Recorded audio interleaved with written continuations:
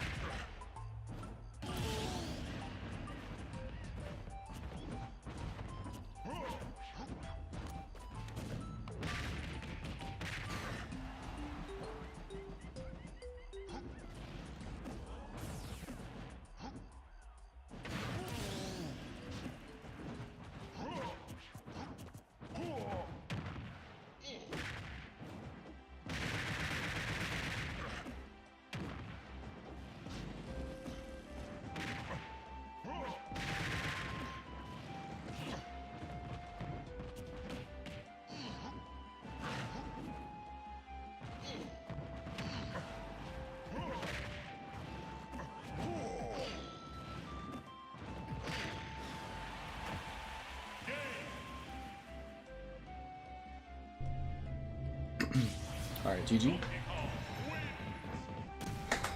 Alright, that's game 1.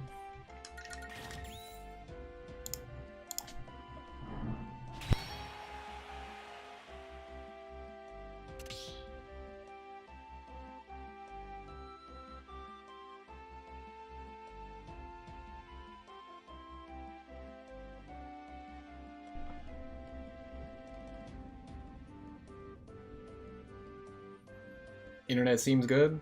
Dope.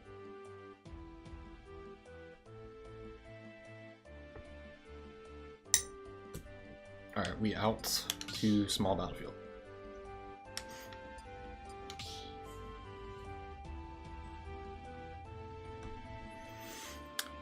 Seth and ASVP, thank you guys for the resubs. Appreciate you guys. Thank you. Alright, let's do this.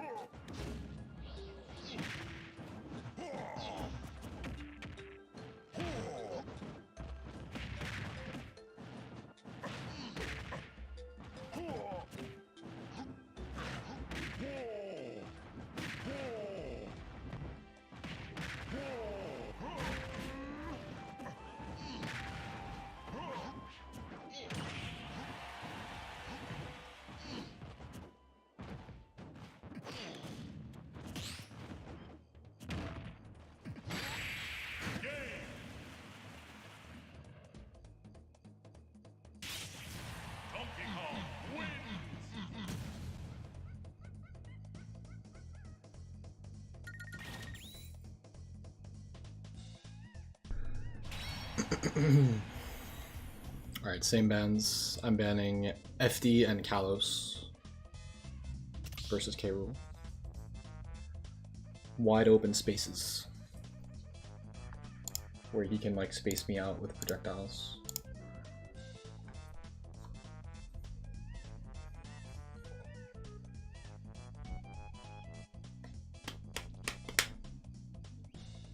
Alright, going back. What up, what up? What's good, y'all?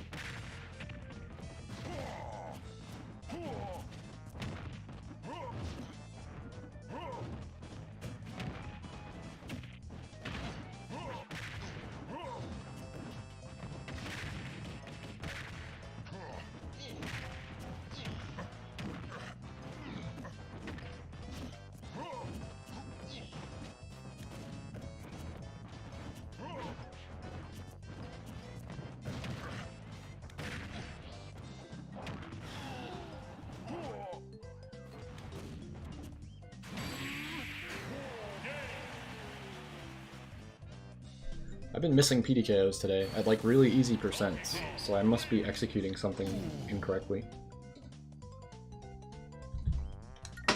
Like, they're like really easy PDKOs and I'm just completely missing them. So I gotta figure that out.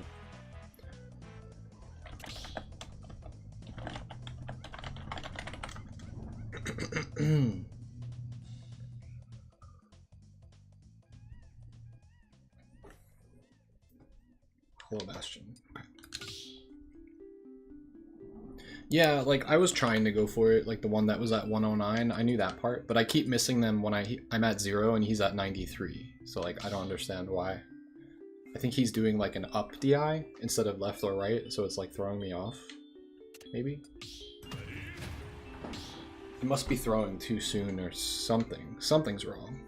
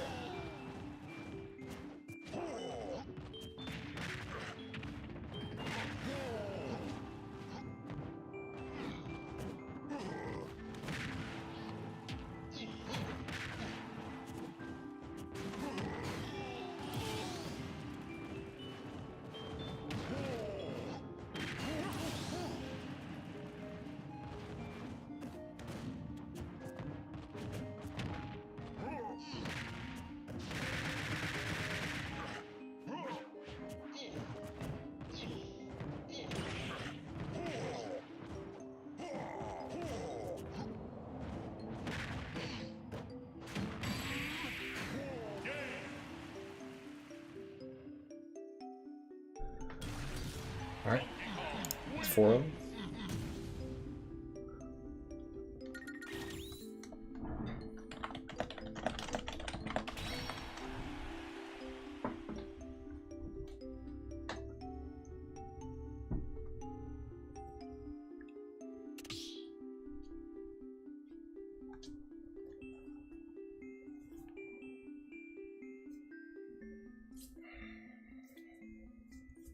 Yeah, this time I just did it at like the absolute minimum and it seemed to work. Back to small. Okay.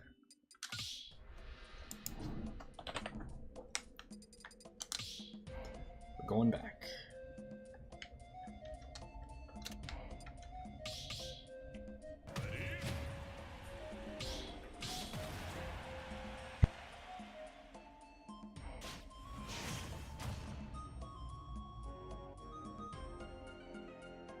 Yeah, I play this one all the time on quick play.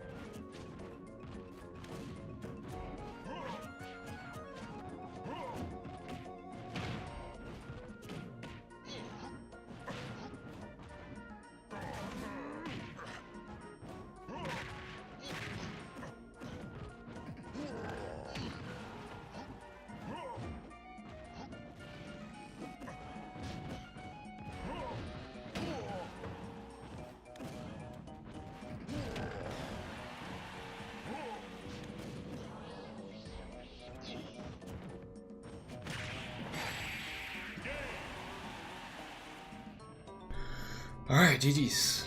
It's very close at the end. Super close.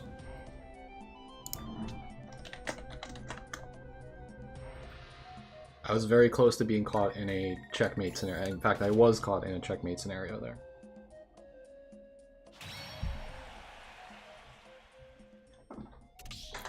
Like, I was pretty sure he was going to stop right then. I was just really surprised that my up air whiffed. Like, I was like, alright, well, he can only hold it, like, so long, so what if I jump up air and then, like, nothing happened? Like, I didn't get sucked in, my up air didn't hit him, it was weird. I don't know how.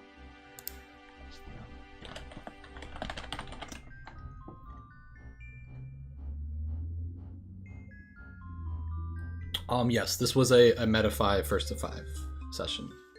Indeed, indeed. My playstyle is more of like a steamroll playstyle. Chunky Kong has more of it like a precise playstyle where he's like really patient. For me, I'm like very aggro. Like I have to fight against my nature to not just like hold forward. In the matchups where holding forward is better, I do better. But in the vast majority of the cast, you're not supposed to do that when you're fighting them. You're supposed to play passive and just stand there and F-tilt and do nothing else and walk around. That's just a better playstyle in this game, but that's not how I like to play. I like to do things.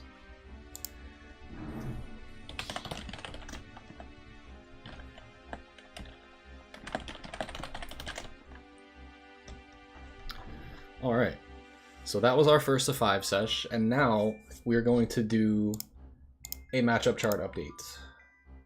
As said in my title. Let's update my title everywhere. Let's get it shown on the screen for you guys. DK matchup chart update. And by that I mean update, like I don't think it's gonna change all that much. I could be wrong. So let's see what we got going on here.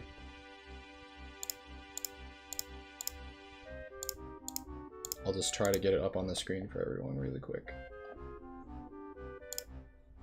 And update my title so everybody knows.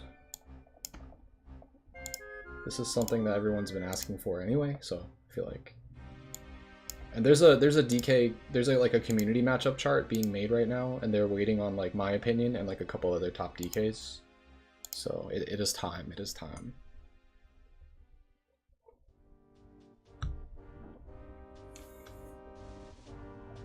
You've become more scared of DK? Listen. Everyone stays the same except Sora, Sheik, Joker, ZSS. I think Mario changes for me. Honestly.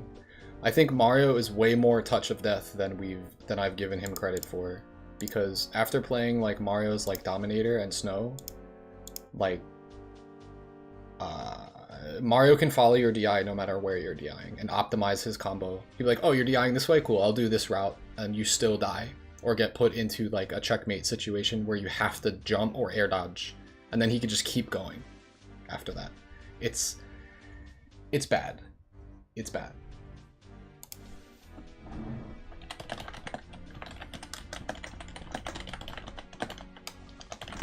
So I think that one might change also. I don't know if we have it in -2. Again, let's get everything up on the screen and just share it with you guys. What's the website again? I always forget.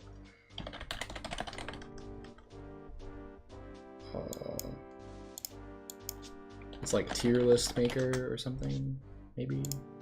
I think so. There's a login. Shit. I have like, do I have a login for this? I don't fucking know, man. All I know is I have a link to this somewhere. I don't know if anyone has access to it or if I have access to it. That would have been responsible of me to have that somewhere. I definitely have a link somewhere. Let's see if I can find it. This way I don't have to like recreate everything. If anything, I can just use the image. I know the image exists somewhere. What is the most recent matchup image that I've made? That's what I need to find. And that should be pretty easy at least. And I'll just like, we'll just go from there. Make a template. I don't think this is the right website.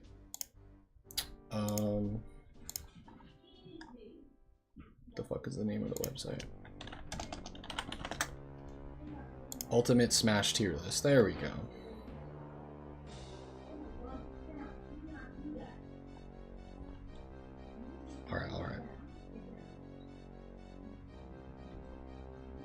How do you do the ding dong? I don't have a ding dong tutorial yet. I have an aerial platform ding dong tutorial, which is just in a short format.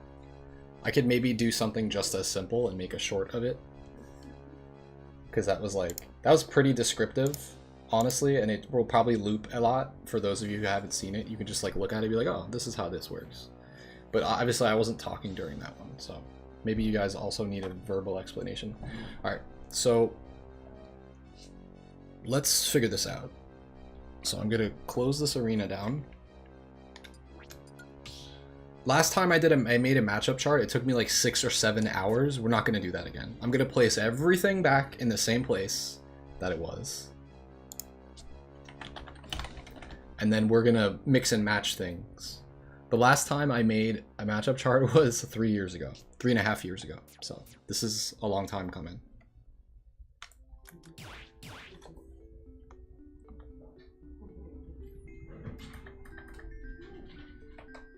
Okay.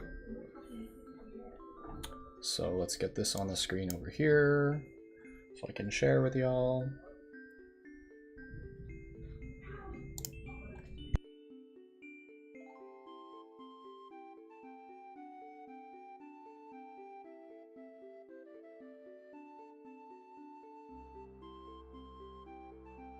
Hell yeah, we got some DK mains in the chat. Welcome everybody, welcome, welcome. I'm sure we have a lot of DK mains here. All right, let's do this, let's do this. So, what's cool is I can use monkey.gg to see how we've changed like the neutral. If neutral has changed versus the character, that means they should change on the tier list generally. Either it's gonna be easier or it's gonna be worse. So, now I just need to find this image. This content is no longer available. Fuck. Okay, I have to search on my computer somewhere. This has got to be somewhere.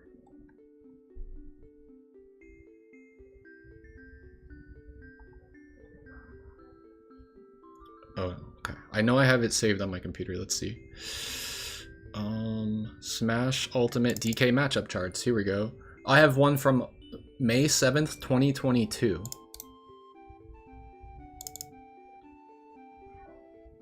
Oh, that's how to approach neutral. That's totally different. That's still very useful, but that's not what I'm looking for. This is how much I don't like making matchup charts. I don't even have it saved anywhere. Where the fuck is this?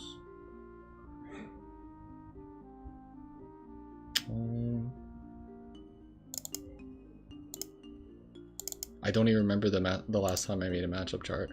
It's probably on my Twitter somewhere. Maybe I'll find it that way.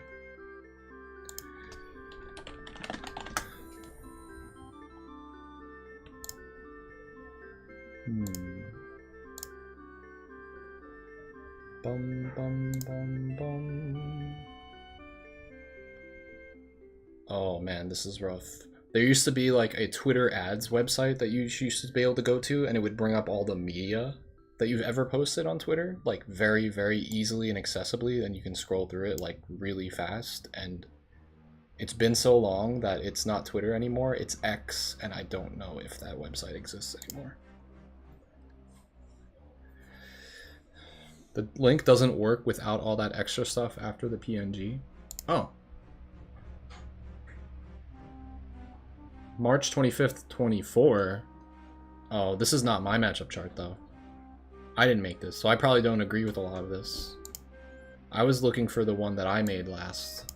I'm still gonna keep looking for it. If not, I'll fall back on this, because I probably don't agree with a lot of what's on there anyway. That's okay. Alright.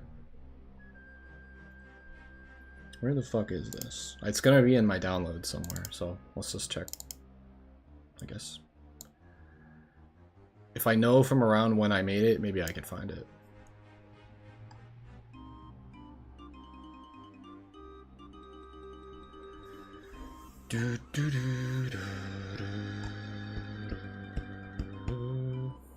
So what's the name of this website? Ultimate Smash Tier List. Let's see if I can find it. I know I sent it to myself somewhere. No. Fuck, dude. I know I have it in a folder, but I just don't know where. Found this from 2020. Yo, let's fucking go. That must be when the last one I made was. Did we ever update this? Patch 7.0.0. Oh my god. Shit. Maybe that's too old.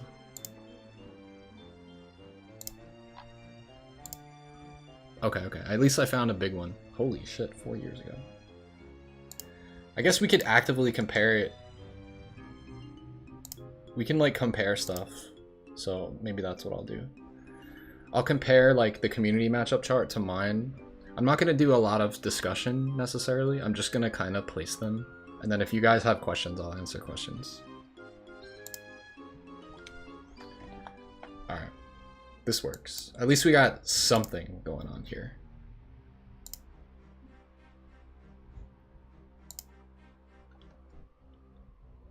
Let's see how I feel about these. Okay. This is going to be a little confusing because we have a lot of things happening on the screen, but let me just resize some stuff. And I'll download this image. Save image as... There's no way I didn't make a matchup chart since then. It might be. 2020 matchup chart. So we'll download that file.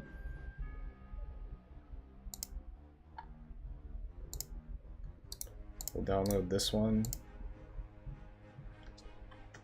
DK community matchup chart 2024. This was just made. Yeah, March 2024. There, we're gonna look, and again, I know I'm not showing anything yet, but I'm going to. I'm just saving everything so it's easier to look at. Okay.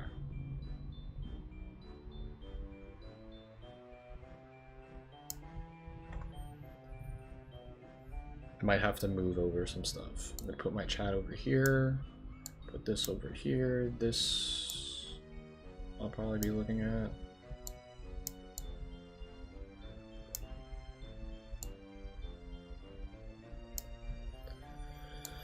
Put OBS over there.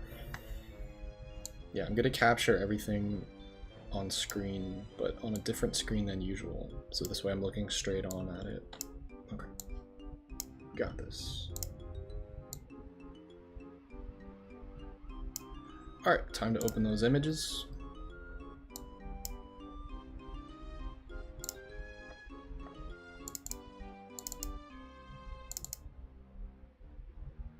We got this one and that one. This one is, it's 4 years old, so there's definitely going to be changes made to it, and we'll see what that entails.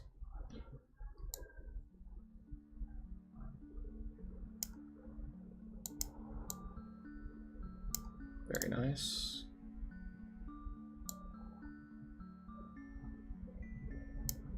Okay, this is like the biggest I can make them. One of them is horizontal, one of them is vertical, so it's a little awkward. I guess we'll start off just by looking at those before I do anything.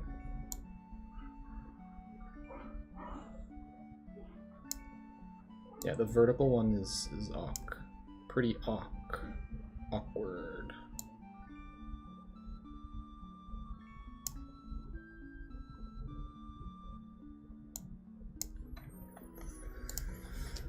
Okay.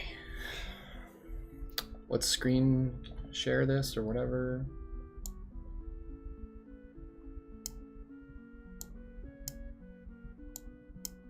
Screen capture this.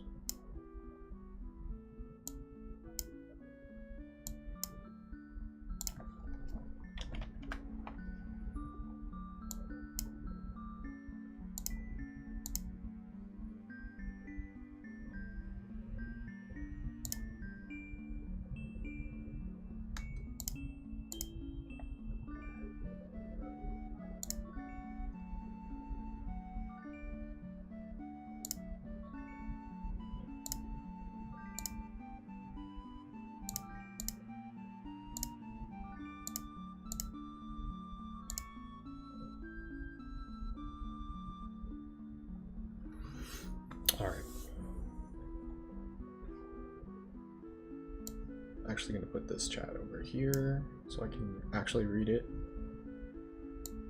Can close that. Put this over here so I can see it easily. I think we pretty much got this. A little discombobulated, but I think we're good. Okay.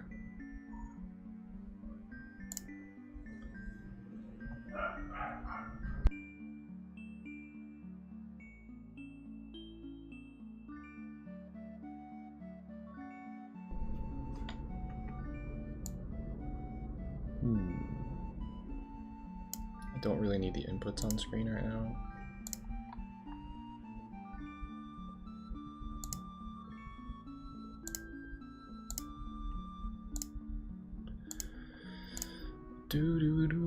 Actually, this works out. This is going to be interesting.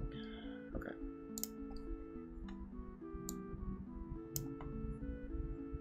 Bum, bum, bum, bum, bum, bum. Just make this bigger for everyone. What I could do is I'll just do window capture. What am I doing? Yeah, I'll do a window capture for both of them.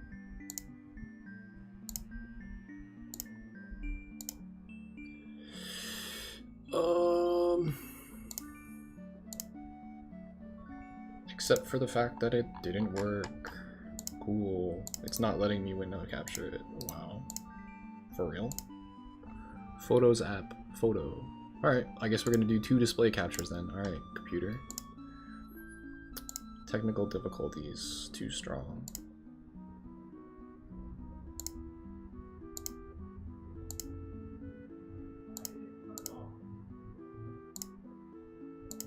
Alright, so we'll just crop one of them over and make it as big as possible for everyone.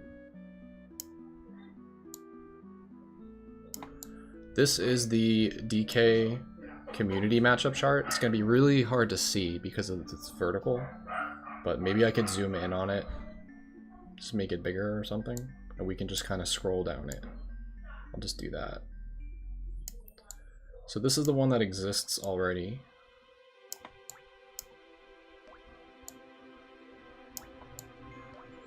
There's probably an easier way to do all this. It's alright. We'll figure this out. I don't fucking know, man. We'll just do the best we can with this one. Can't really see it, but that's the one that already exists. Here is the one that I made in 2020, which is more of a format that we actually are going to work with.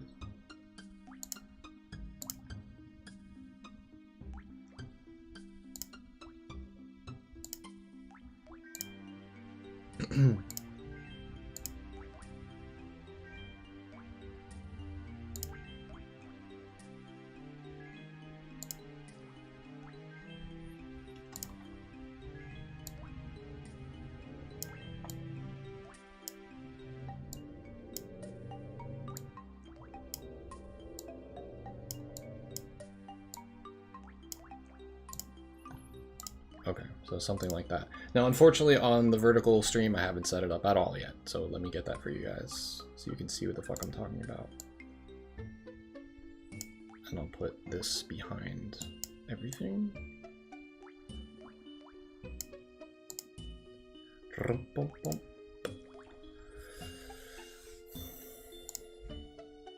This is the hard part.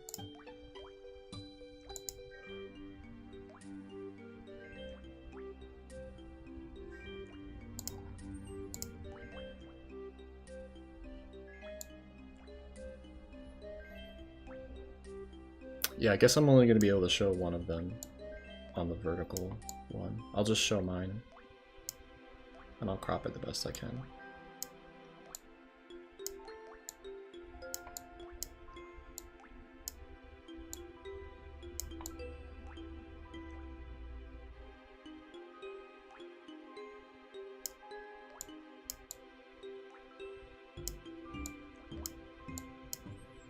So something like that. So on the vertical stream, you should be able to see stuff now, hopefully. Yeah, you should be able to see that. Okay, cool. Alright, let's see.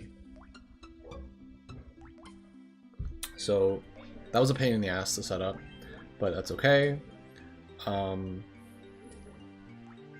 so let's see what we're working with here. So, in 2020, the other thing that's confusing is that these are upside down compared to each other.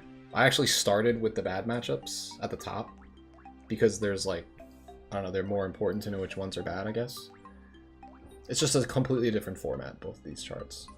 So this is definitely going to be changing. That's for sure. Just off the bat, off the top of the dome here, Incineroar is not going to be in the 6-4 section. Neither is Terry. Shit. Maybe I should just base it off of the chart that you guys put together, and if I disagree with something, I'll just move it around. That actually makes more sense. Fuck. Alright. Give me 1 second, guys. It turns out that my matchup chart is just way too, like, old, so it's not useful to look at. Alright. Why is he so high? It's not. It's one of the worst matchups in the game for DK. He's low. He's high in that it's a bad matchup. It's a 3-7 matchup. But I'm gonna go back. I know I have a chart that like said -3, -2, -1, 0. So like that one is too old for me to base it on. So fuck. I guess I'm just gonna start from. Fuck it. I'm just gonna start from scratch. Like it's too confusing for me to look at all this shit. So I'm just gonna have to start from scratch and just throw characters where I think they should go. I made this all way too complicated. Get rid of that. Get rid of this. Get rid of this. Let's just make this less complicated and just start making the matchup chart. It's just been too long since I've done this, so I don't know what the fuck I'm doing. Okay.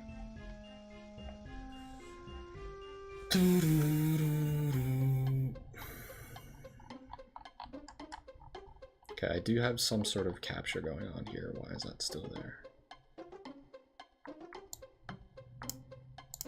Okay, it's not. Okay, good. Alright.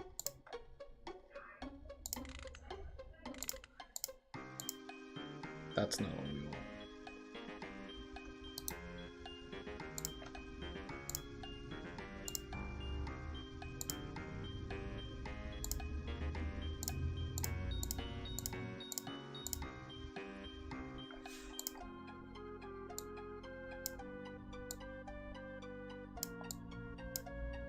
Bum, bum, bum, bum, bum.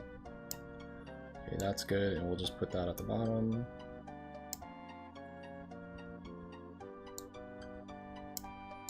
Something like this should be okay.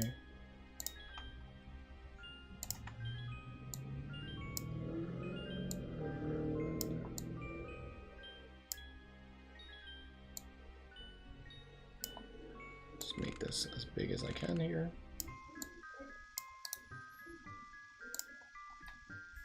Dope.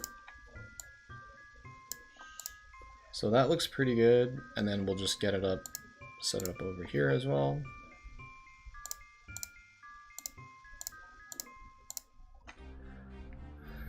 As long as Samus is in -2, Samus will definitely be in -2. You don't have to worry about that one. Again, this is all opinion, by the way, like, people are gonna disagree with me, so that's okay. Last time when I made the chart, it was like a community chart, so it was like, it was me and then just debating with like the whole DK Discord and like taking their opinions in as well, but I'm not going to do that this time. I'm literally just going to, it's just going to be my opinion this time.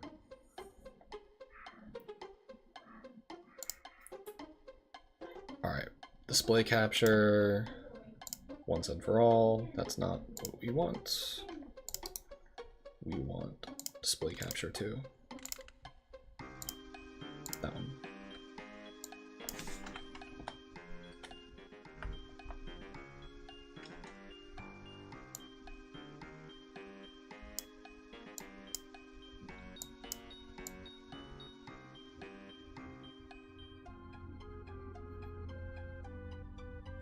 can even cut a little bit more off of this.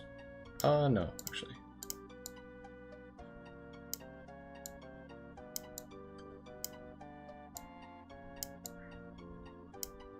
I have no idea if you guys are going to be able to see this on the vertical live stream, so I highly recommend that you come over to either my Twitch or my YouTube, where you'll see it in full resolution, because otherwise it's going to be rough.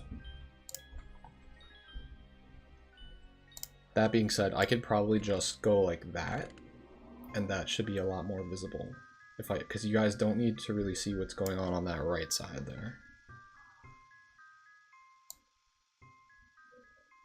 In which case, you might be able to see stuff.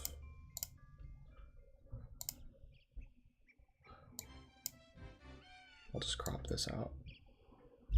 We don't need that.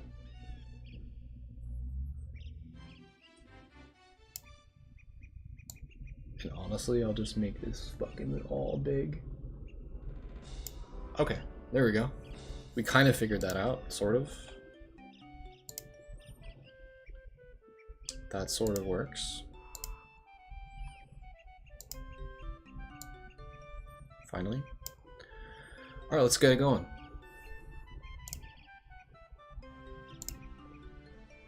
Yeah, you can at least see the names, but alright, so I don't know which matchup chart format I like. I always start with the worst matchups and then go towards the best on the bottom, so I'm just gonna stick to that. And like some of them get confusing where there's like 0.5s and like all this shit. I'm just gonna make it straight up like -3. It's cut off for me, just needs to be moved to the right on vertical. Wait, for real?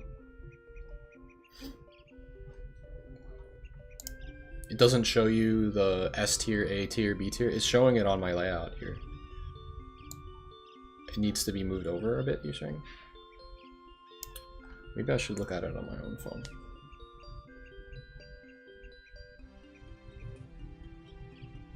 You'd see it now? Oh, that's interesting. That might be dependent upon the phone, which is kind of interesting there. Okay. I don't know how to bring up my live stream on the phone. That's actually funny. I never navigate to YouTube Shorts streams. Let's go to my channel, go to live,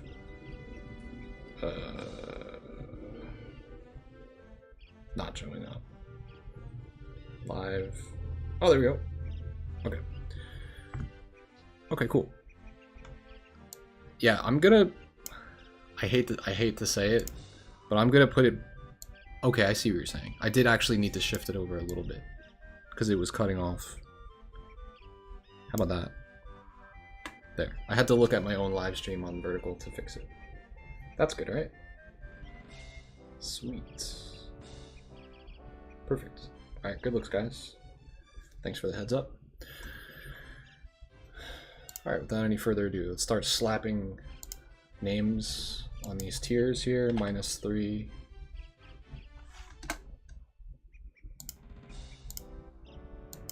-2. -1. Then we have even.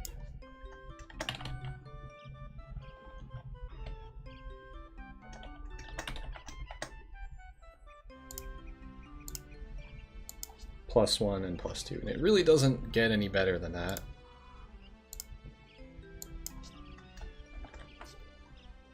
Yeah, I can read chat. Sorry, I really wasn't looking at chat until just this moment though, because I was doing all this crazy like setup stuff. But yeah, I have chat here. I'm looking at a combined chat that shows everyone. So yeah.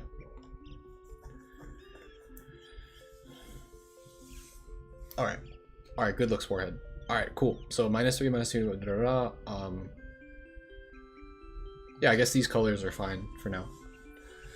They don't really make that much sense, actually. I lied. For this, I might actually use the color scheme that I had. I'll just put this off to the side so it's not blocking you guys. This is my OCD kicking in, don't mind me.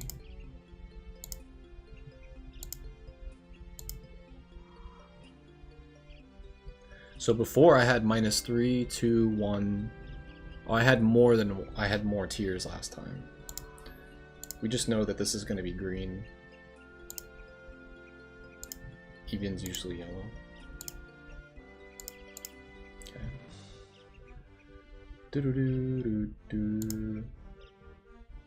Do I think there are -3s? Yeah, I do.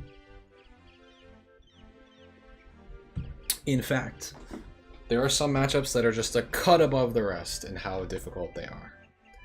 I think it's too naive to say like, oh, like all of DK's bad matchups are -2s, and then you're just gonna say like, oh, some of the -2s are harder than others. All right, so then it's a -3. Personally, I think this character deserves to be there.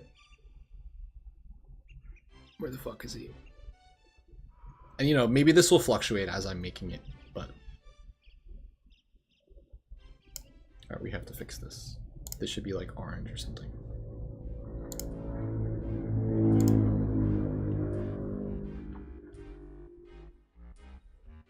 Red, pink, orange, yellow.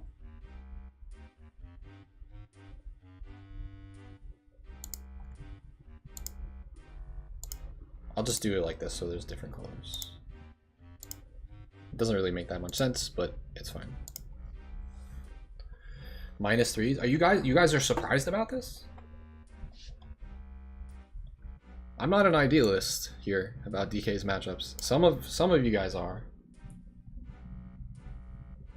Not me. I mean, you could win, but the matchups are still trash. Don't get it twisted. Alright, ready, set, let's find these characters. So, where the fuck are they? There's too many characters here. I'm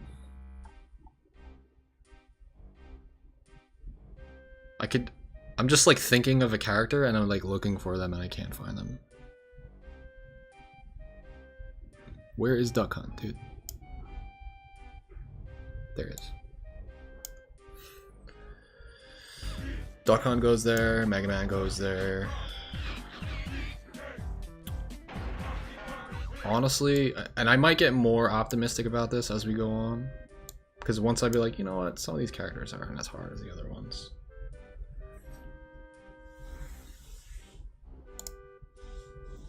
Yo, Green Shell, appreciate you. Appreciate you. The way in which I lost to Snow at Supernova, you guys don't understand how bad it made it look like I've never played the matchup before. That's why I've changed my mind so much about this. Like, if you're not doing perfect SDI, even if you are, if you're losing neutral, you don't just get comboed, you get comboed into a reset, into another combo, into a kill. And it happened 3 times. Maybe I just haven't, you know, maybe I just haven't fought versus top level Mario enough to know what to do. It was really, really bad though. It was bad. It felt worse than almost any other matchup I've played. So maybe that's like recency bias, but you know what? I will lose to like Mario's on quick play that are just holding forward and mashing buttons also. Those you can just eventually beat by being like, okay, I'm gonna be passive and I'm gonna F tilt and I'll be fine. You know, but if you're fighting a Mario who actually knows what he's doing, then all of a sudden it's really, really bad. Bobbert coming through with the Prime sub. Appreciate you. Thank you, Bobbert. All right. Again, I'm gonna be throwing a lot of these in there, and then I'll kind of look at them and be like, these are easier. Maybe it's like a hard -2, but not a -3. So you're gonna see my pessimism about some of these matchups show up real quick. In this tier, I'll order them by how difficult they are. My matchup, my mindset has changed a lot about these recently.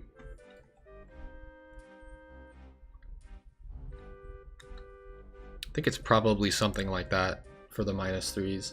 Because you guys, like, if you want to be optimistic about matchup, you're not picking up DK to fight these characters. This is the point of the -3 section. You'd be like, oh, I should not play Donkey Kong in those matchups. Got it. Now, if you're a DK main, and oh yeah, I forgot about Sora. Sora's up there. Yeah, good call. Sora is real bad. Might be the worst. Because he legit has touch of death, hit you, you die. At least neutral is playable against ZSS, sort of, but she has Zair, which makes it very difficult. And then if she clips you with an up air at like 30 or 40, you're dead. If there's a platform anywhere on the stage, you're dead.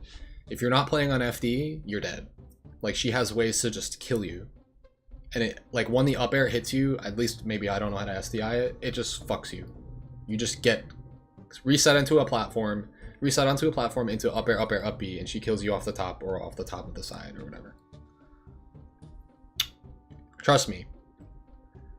I played this offline at top level. I played this offline at top level. I have not yet on this one, and this is still really bad, even online, where they're not 100% hitting their combos. So I know this is going to be worse offline. Mega Man is abysmal online, as is Duck Hunt, but like offline, it's even worse. For Mega Man, he could be more precise. He could do Z-drop infinites or like crazy damage combos. Everyone's gonna feel a certain type of way that I don't put Pikachu in the -3, but Pikachu does not belong in the -3 section. I'm sorry. I actually have a lot of matchup experience. Maybe I would feel different about some of these other characters if I fought against them as much as I have versus Pikachu, but I am so like experienced in this matchup, I'm not scared of any Pikachu out there just because I know what to do. And if you think about it, Pikachu is stubby and it's like T-Jolt is whatever. It's like you could play around it. People think it's like infallible, but it's really not. The point is you can outrange Pikachu. ZSS Zair is one of the biggest problems, and the fact that you get your longevity denied. Sora's entire spell neutral just shuts DK down, and you get touch of death. If not, two hits equals death. Same versus ZSS, it's like one advantage, and then you survive, and then second advantage, you die. That's what these characters are, these three characters here. Mega Man is just, you just don't ever get to play the game. The grappler game. Same with Duck Hunt. And Falco is actually making me think that he's not in the same tier. I think he goes in the -2 because Falco actually does have some, sure, he has cinematic combos on DK, but he has like super duper duper weaknesses that DK can capitalize on and just like make the game, you know, he has cheese that's very reliable and edge guards that are very reliable on Falco that makes it just like, okay, it's not that bad. It's not a -3.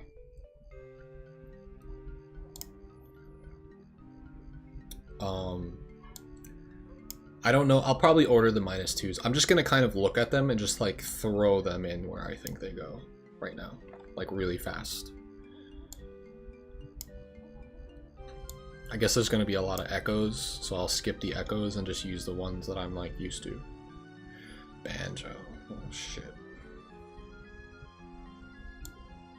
Banjo's a -2. I don't think we're adding any more to the -3 section. It hurts my pride to put Mario in the -3. It really does.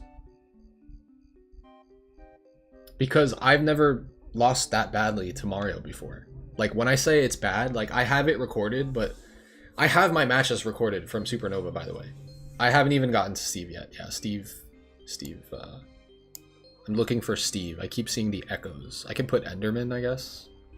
But like, where is actually Steve? Like, where's he at? I see Alex. I see Enderman. There he is. Yeah, Steve goes probably here, but like where though? It might honestly be there. He might just be like the easiest -3. Because he's gimmicky. And I think if you're good at the matchup and you have discipline and you're just like, okay, I'm not gonna fight him. I'm just gonna charge punch, sit here and wait for him to minecart and back air him. And if you could be disciplined and just do that, you can win. Oh yeah, Game & Watch. Yeah, Game & Watch, definitely we have to talk about. Where does he go? Literally, you just wait against Steve and wait for him to make a bad commitment. He has way worse movement than you. His minecart is the only good movement that he has. But then once you get hit, there's all this other bullshit you've never seen before, and if you don't know how to survive it in disadvantage or SDI or whatever, then you just die. But like, so for that reason, maybe that's his gimmick factor might push him up a bit, but for now I'm gonna leave him as the easiest -3. I'm gonna have the most pessimistic matchup chart. You guys are not ready. So Game & Watch is tough, but if he wasn't a -3, he'd be easier than Steve, so I feel like he's not a -3 for me personally.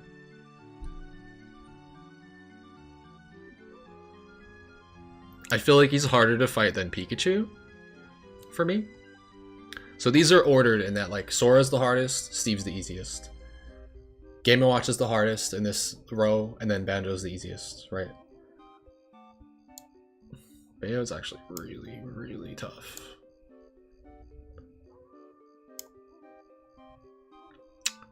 Oh, I just haven't gotten to all the characters yet.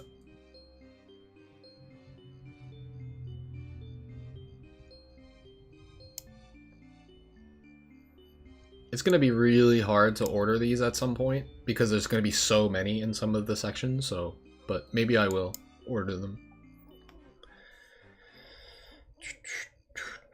This might be overly pessimistic. I think DK has a lot of tools against Bayo, actually.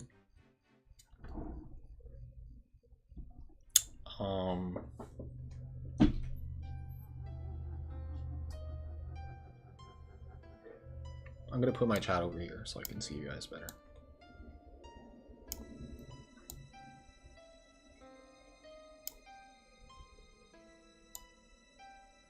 Min -3? I don't think so. I think she's one of those characters where, again, she's a mini game, and because she has such crazy weaknesses, like, her disadvantage sucks. It's so bad. It's so bad that if you hit her once, she's probably dead. Especially if you hit her in the corner with the dash attack at the right percents, or you get a grab on her in the corner at 0 or something, right? Like, Min does not have a good time getting hit by DK, and she gets edge guarded very easily. So for that reason, like, sure, it's bad, like, neutral sucks, and you just get cheesed and you die, but I don't think it's harder than a -2, but I do think that she's difficult. Harder than Banjo? I don't know, man. Really don't. I played a really good Min at Double Down in 2022 or whatever it was, and I was basically about to win, and I lost just because I didn't play the matchup enough, and I tried, like, going off stage, and I got hit by, like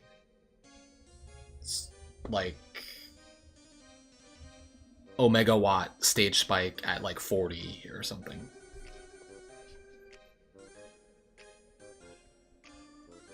Yeah, you just have to wait for her to whiff. You have to wait for her, like, read her pattern of when she's gonna swing, and then, like, fall on top of her with Nair.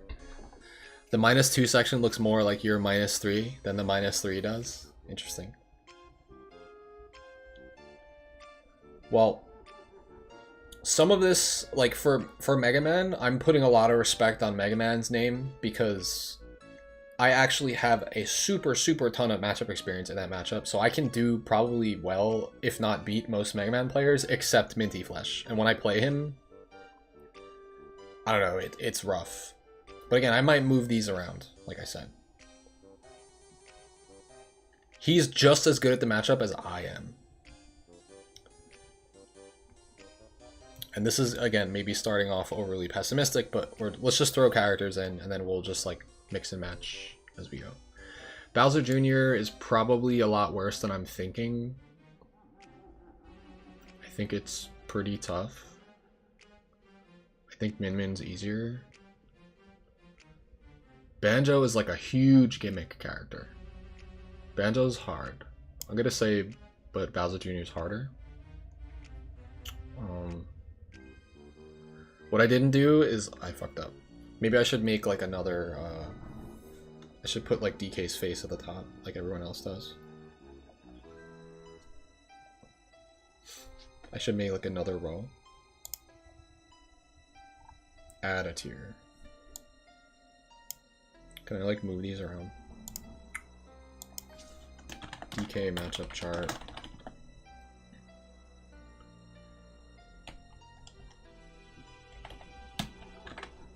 September 24. Can I move this? Thank goodness.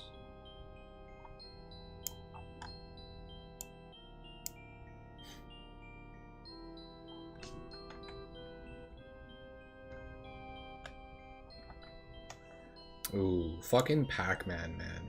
This one I just don't understand yet. So I don't think it's -3. I just think I'm bad at the matchup. But this is where the opinion really comes into play here. Like, if I'm really good at a matchup, I think my opinion on that matchup is, like, correct. Like, where Pikachu is placed here is correct. I can 1,000% with certainty say that. Any other character, I'm not really sure. As much as I can say for Pikachu. And for DK, obviously, that doesn't really matter. I don't think Pac-Man goes here. I just kind of was placing him. I think he's probably going to be -2. Again, I think I'm personally very inexperienced against Pac-Man. I will lose to any Pac-Man player. Because when it comes down to it, I will get hit by the bell. Because I don't know how to interact with it yet. So, take my opinion against Pac-Man with a grain of salt. Byleth is really rough. It's really hard. Is it harder than Bayo? Probably not. Probably something like this. I don't think Falco is -3. No. When Falco, like, if you're getting outplayed by a Falco, sure, it's going to look like -1,000. But if you literally hit Falco off stage, he is so susceptible. That's why some of these characters where you guys are like, oh, it's -3, like Min Min. No. Min Min dies when Min Min's off stage. This is all my opinion. All of this is my opinion.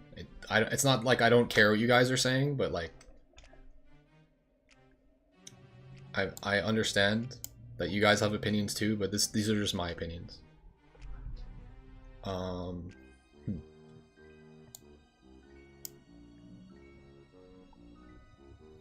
So a lot of it might change.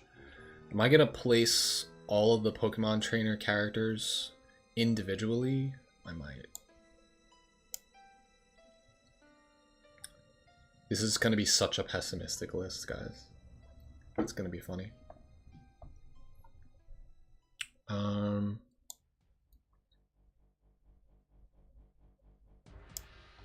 Chrome.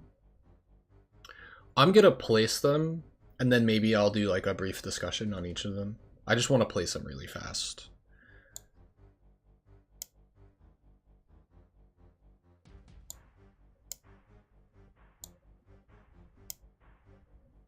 Is Corrin worse than a -1? I don't think so.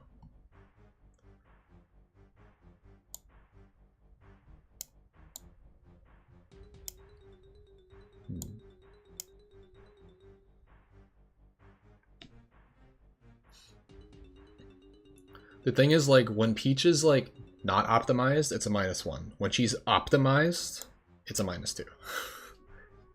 It's hard. And the other thing is that, sure, if you're fighting a Charizard where they're one of those solo Zard, right? They're just a solo Zard. They don't even play the other characters. Then it would be even. But the only time you see Charizard is when his up smash is killing you, his forward tilt is killing you, or his back air is killing you. And then he goes away. At least against all of the good Pokemon trainer players that I've ever fought, that's just how it is. And when he's there in those situations, he's so scary. And it's so annoying. And then he gets the kill, and then he goes away. Or he just, you know, that's it. And then, like, he did his job. Maybe he'll get a little bit more damage, and then he dies, and then it's back to Squirtle. Like, I don't really know how useful it is to place them each individually. But yeah, I do agree that it would be even if Zard was there by himself the whole time. DK would have the edge. But if he's there, like in his specialty, like when you're about to die, because you're at a high percent, it's terrifying. That's why, I don't know. I just don't know. I don't think the survey had him separated. Alright. I think it's actually worth separating them. I think I usually do that, so I don't mind doing that. Oh, the survey. Oh, okay. So in that case, that's fine. Like this matchup chart is so that I could easily fill out the survey. So I'll just make sure to. I'm still gonna place PT overall somewhere, and if I had to place them overall, I would probably put them as a -2 because Ivysaur is a -2, and they're predominantly gonna be Ivysaur. So hero.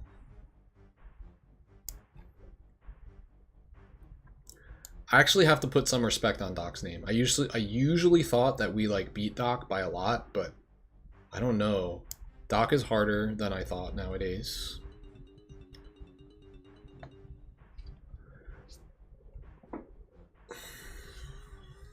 To be fair, every character killing at 30 nowadays, it's true. Yeah, like when a Peach optimizes their combo game with turnips, like if you can play the matchup perfect and keep the turnip out of their hand, you can win.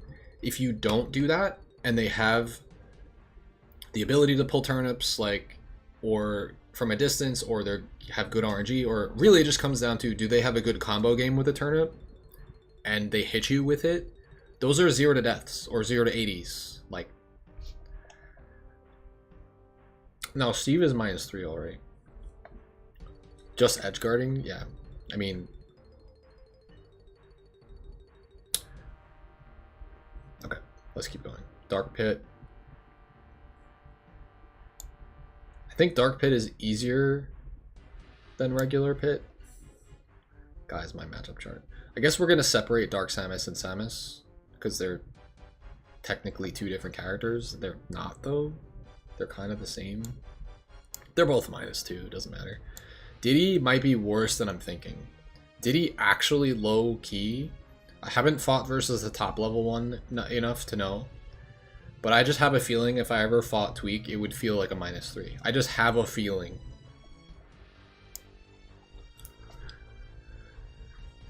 I just have a feeling, dude. I have not beaten a top level Diddy in bracket yet. I can beat any other Diddy, but once I get to like beastly level of Diddy Kong or harder, it's fucking insanely hard. Because their banana control is insane and they fuck you up. Also on the vertical stream, you guys can no longer see some of the -2s. So I'm gonna resize this, I guess. It's gonna be hard to see stuff, but I'll do my best. There. There, at least now you can see some stuff. There. Shit. And then if I scroll down, we have the +2 and shit down there. Okay, so Fox. Fox is tough. Okay, -2 literally probably won't be ordered. -3 will be ordered. -2 will be not ordered for now. I'm just gonna throw people places. Ganondorf, I still think goes in +2. Greninja is really, really, really hard.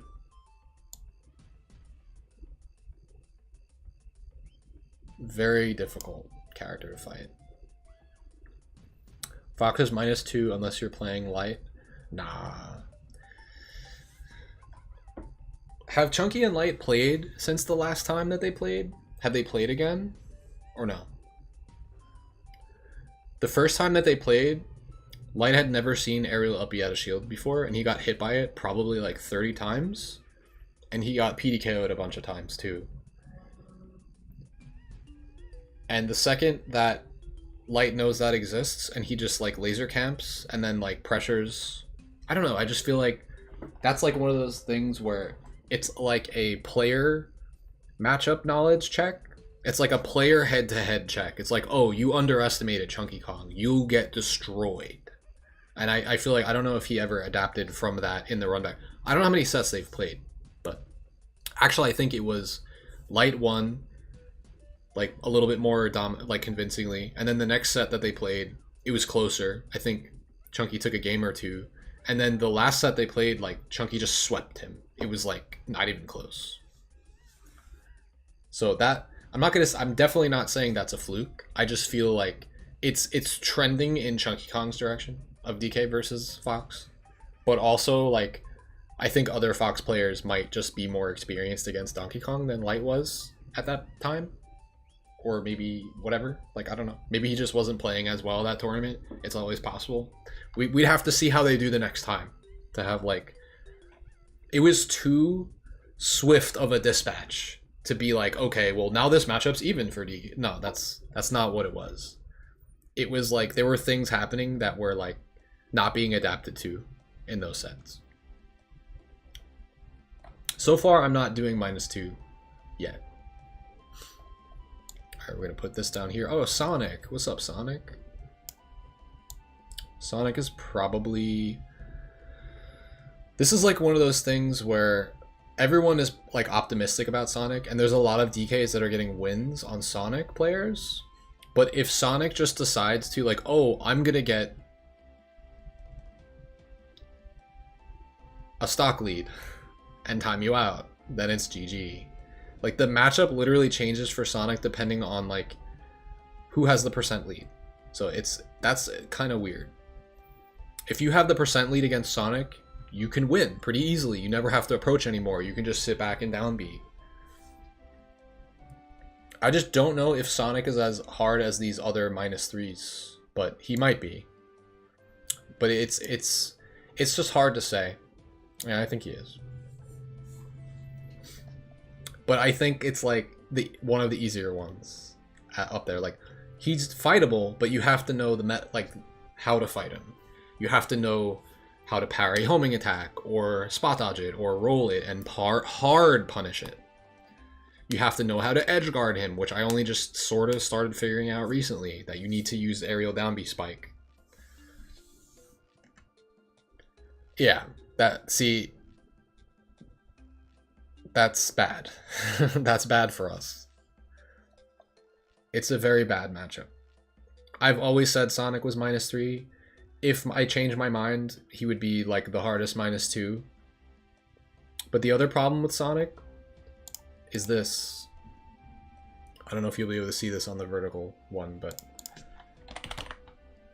this window exists, right? 61 to 72, but you're never grabbing Sonic at the percents that you need to, or period.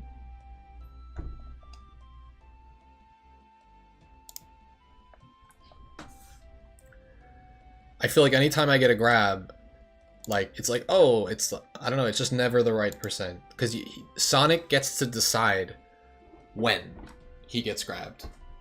If he doesn't take the risk, then he doesn't have to take a risk. Yes, that's monkey.gg.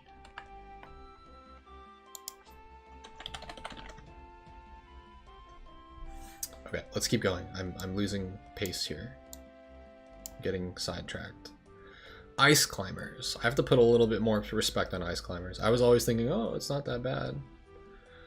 I actually don't think it is that bad. I think it's -1, if anything.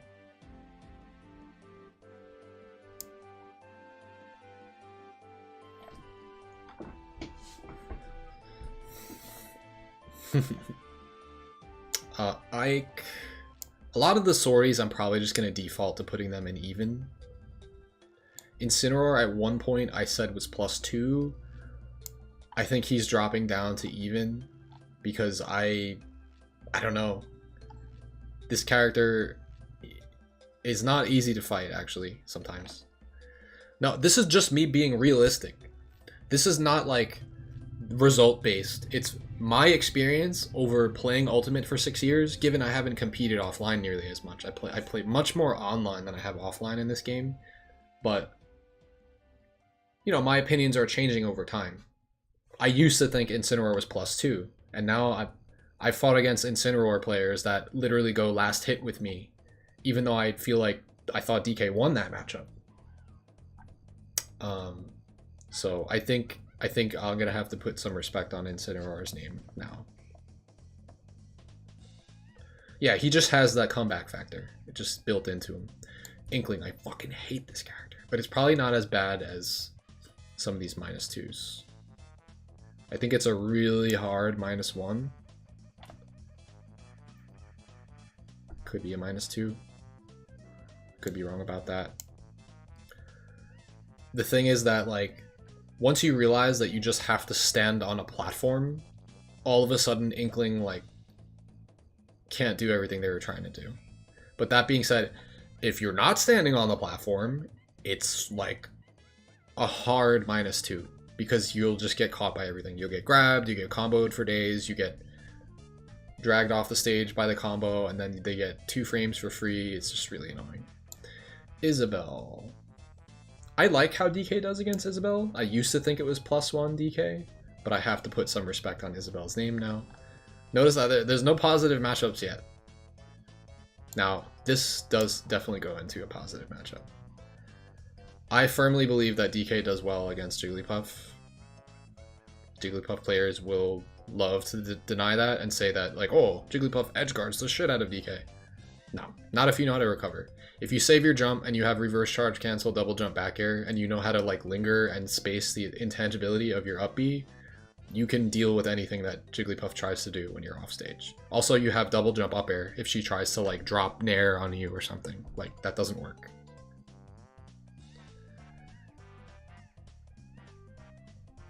I never get edge guarded by Jigglypuff, and if I do, it's because I accidentally or stupidly wasted my double jump or something, you know? If you don't have a jump, sure, you get edge guarded. But if you know how to play the game and you know how to recover, you're gonna kill her early and you're gonna survive to the high percents. And you have to have good SDI. Sorry, that's also a thing. This I used to think was a -2. However, recent developments make me think otherwise.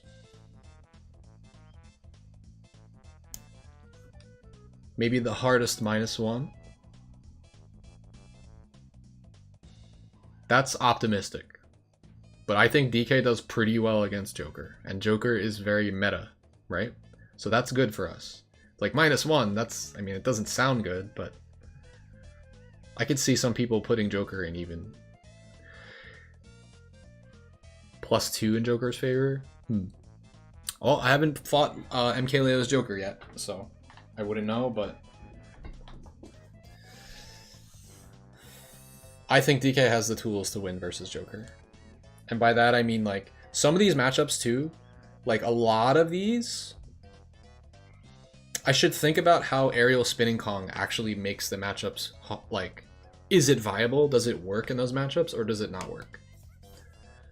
And I guess you can't see again on here.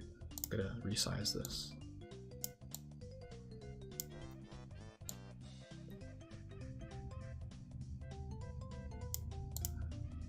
Like, it's really good against Fox, or so we thought. So, like, this is going back to the Fox explanation again. So, like, DK versus Fox, right? If he nairs on shield, you can aerial spinning Kong. Well, Fox's nair on shield is still, if he spaces right, safe enough for him to just, like, respect it. Or he could, like, make it look like he's gonna nair on shield, and since he falls so fast, and he is so fast, he can instead, like, fade away with the nair at the last second and then just block, and now your up B is like whiffing and then you get punished. So Fox is so fast and his tomahawk is so good that he could bait out your short hop up B out of shield. So it's like there's built-in counterplay because Fox is so fast and such a fast faller that you're not always going to get the up Bs. I was actually talking to Tweak about this, and he said he was fighting Light, and he said that Light started adapting by just baiting out the aerial up B out of shield. Like, just like feinting, like making it look like he's gonna hit shield with nair, and then like double jumping or like fading back or something while DK's facing you in shield. I don't know. But this is all theory craft. How am I more negative? Because I'm a realist. Okay, Kazuya. Well, I don't have the +1s and +2s sorted yet. Like, some of them exist. They're in there somewhere. I just don't know where yet. I'm not going to put them in there just for the sake of like, oh, we have this category, I'm going to put that character in there. Where's Little Mac, by the way? Just so you guys, if you guys want to see more pluses. There you go. So it's going to be ranked in terms of Sora, I think, is the hardest to fight. And then on the very, very bottom right will be the easiest character for us to fight. So I think that's Little Mac and Ganon. They both go there.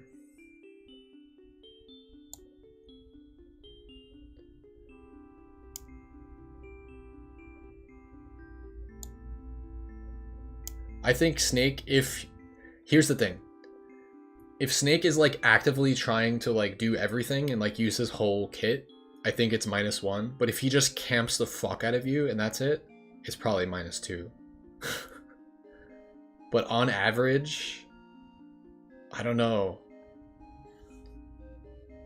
I think it's too positive minded to put Snake as -1.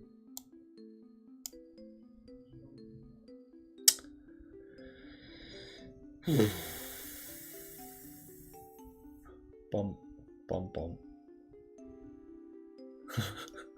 Wait, what are you talking about? If you subbed, refresh. If you're subbed, you don't have ads. What are you talking about, dude? You're on Twitch. If subs don't get ads on my Twitch. If that's not the case, please let me know.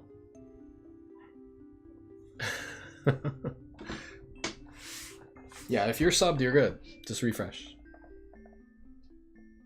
Oh, you want to hear the Kazuya? Oh yeah, Kazuya.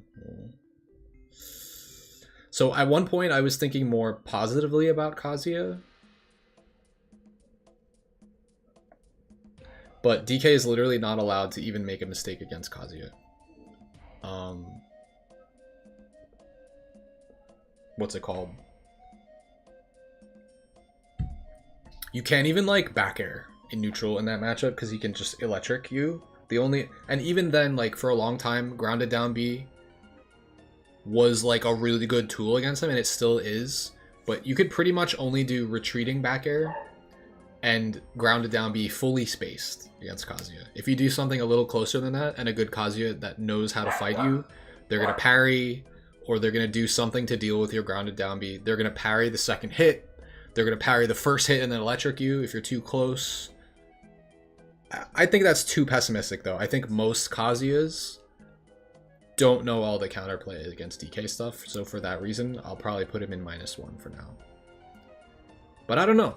Like, I can lose to any Kazuya.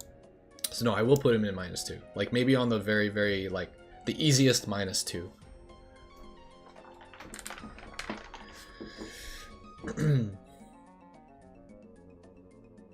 Game & Watch is definitely tough, but I think it's the same way that Bayonetta could feel like a -3 if you don't know the matchup. But if you know what to do and you're disciplined, I think you can, because he's paper thin,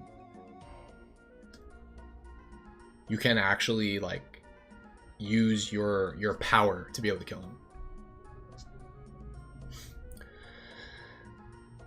Again, I don't mind you guys stating your opinions, but that's just what they are. They're opinions. They're not facts. So just please don't try to state them as facts. I'll just let you know that everything that I state is an opinion as well. Okay, so Ken is very difficult. Ken is probably a -2. DDD is very, very, very doable for DK. To the point where I might even go so far as to say it's +1. But I don't know if that's okay to say. It's either even or +1. This might be one of the more one of the more idealist things. Because I've struggled so much versus DDD, but I know it's because it's online, it's difficult. And then when you go offline and you fight him, it's much easier. It's much easier fighting DDD offline. Online, he gets to Gordo spam, and it's just like, okay, well, that it's online and you like can't react with shield or like your moves sometimes. K-Rool. People are probably going to be mad at me for this one. Some people think that K-Rool beats DK. I do not. I'm not one of those people. I think it's a canon matchup, and DK does well against K-Rool. He has the tools to do well. I did just fight a first to 5 versus a K-Rool earlier. Maybe I haven't fought versus the best K-Rools, so maybe this is why I feel this way. But is it on the same level as Jigglypuff? No, I think Jigglypuff is easier to fight. So Jigglypuff should be the easiest +1 on here, with maybe K-Rool being here. I'm not really sure. I'm figuring the order is a little confusing, but yeah, you just ban FD and you're fine. Now Kirby you would think is just as easy to fight as Jigs, but Kirby's combo game is actually super fucked up. And his edge guard game is actually really fucked up. So for that reason, I think, does Kirby go even? I don't know, man. Now, against Kirby, at least we have like really, really early PDKOs.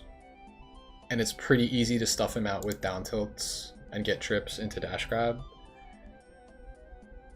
So I want to say that we could put Kirby in even. But I don't know, man. Kirby just has too many tools. I would put Mega Man in -2 if Minty Flesh didn't exist.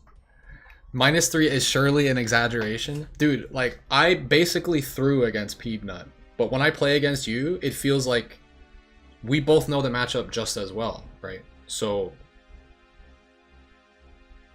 even then, like, if you're playing on point and we both know the matchup really well, I just lose. Like, I can't win. Like, I can't win games against you if you're on point.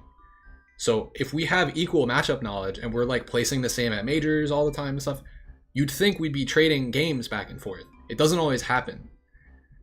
It's almost like depends on when you and I are playing, it comes down to like who is playing better on that day and that person wins. But even if we're both on point, you will always win is what it feels like. That's why I feel like even with as much matchup knowledge as I have, it's gotta be bad, dude. It's gotta be bad. Yet when I fight against Pikachu with all the matchup knowledge that I have, I win. So I know it's not a -3. If that's kind of like how my thinking goes with some of these. Link, I don't really know. So if I don't know, I just kind of put them in -1. Lucario, I don't really know. Lucas, I don't really know. I'll move these around.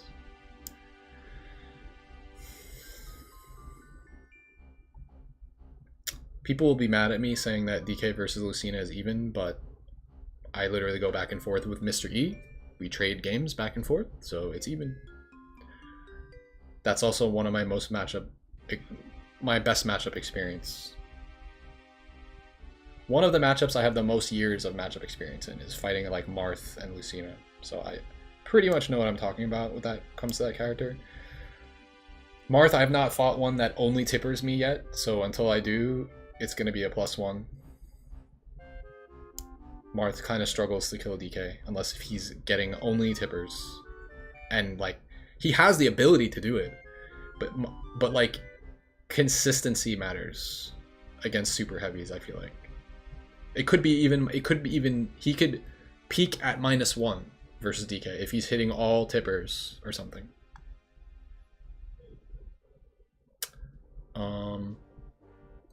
Terry at 1, it's funny. 4 years ago I had Terry as a +2, right? But nowadays I think Terry is much harder than that. But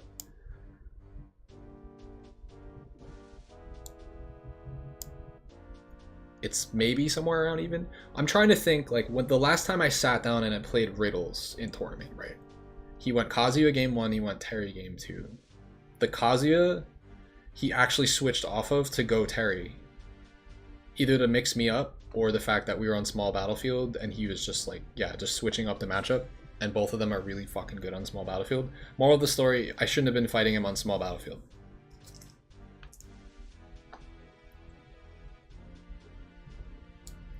Because both of those characters excel there. I think Terry's gonna have to be lower than a... I don't know. You guys are not ready. He's always done better with Terry versus DK. I see. I think Kazuya is still a worse matchup. So I'm gonna not base it based off of riddles. Luigi. This matchup's bad. I've beaten every single Luigi I've ever fought pretty dominantly, except for Guy. When I play Guy, he must have so much DK matchup experience because he lives in New York. He's from Long Island, so he made it feel impossible. Like, I want to order this one and like put Luigi like up here or something.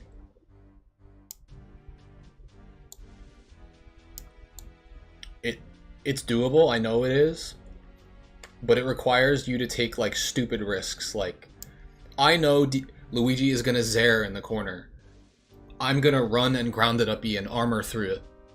Like, that's a suicidal moment for DK to do that. But if you don't do that, you're not gonna get past the Zairs if you're playing like passive versus it. Like, you have to make like call outs that if you were wrong, you get shoryu'd or you get grabbed and you die. It's problematic. Meta Knight I actually think is pretty doable for DK. I don't think it's that bad, but it involves a lot of STI knowledge. I played Show recently on Quick Play for like 2 or 3 games, and you know, there's a lot of gimmicks, there's a lot of matchup stuff going on there, and he cheesed me, I won't lie. He has all of the cheese down, right? But the second that you like know how to SDI out of the up air combos, you just keep SDIing behind Meta Knight and mashing up air. It's like, and then you pivot grab his dash attack or his dash grab, and then you PDK him, and you also just never go off stage. The problem with this is that Meta Knight can basically always kill you with edge guards. He has some of the craziest edge guarding, and for that reason I might have to take him out of even and put him in -1. He not only can cheese DK off the top, but he has some of the craziest, most gimmicky edge guards, which involve like, oh, I'm just gonna drill rush you and then hit you, it's like spikes you down and then he pops back up to ledge. It's like, okay, sure. Stupid. Mewtwo. Ooh, I feel good about Mewtwo. I think Mewtwo is a +1. I've never lost to a Mewtwo in Smash Ultimate, ever. Never lost to Puff, I've never lost to Marth. I've never lost to... And the thing is, I used to really feel poorly about King Dedede, but I've learned the matchup, so that's why. I earned the ability to place him here. The rest of these, I just don't lose to those characters. So that's why I'm putting +1. Oh, I didn't really talk about Terry much. Terry is mostly like, he just has a... He's like gimpable and edge guardable and like whatever, but he's got the DLC factor, bro. He could just kill you. He just kills you sometimes. For that reason, actually, I don't think Terry is going to be even anymore. I used to think Terry was +2, but I think he's like -1 now. I personally haven't figured out how to grab Terry consistently, because if he does crack shoot, unless if you super duper outspace it with a dash back pivot grab, you're not grabbing. If it hits your shield, he's safe. Like, I don't know if you can aerial up B out of shield. This is just matchup inexperience for me versus Terry. I don't know everything you can aerial up B out of shield. I think you can, when he does Nair on shield, I think you can aerial up B, but like, he just has too much of a DLC factor that it cheeses DK. Like, this would be an even matchup if he didn't have the ability to cheese. Not just DK, but his cheese, it negates DK's longevity as a super heavy. And Terry has a much better recovery than I thought. Like, at first, Terrys were not recovering well. Now all the Terrys, they recover well, so.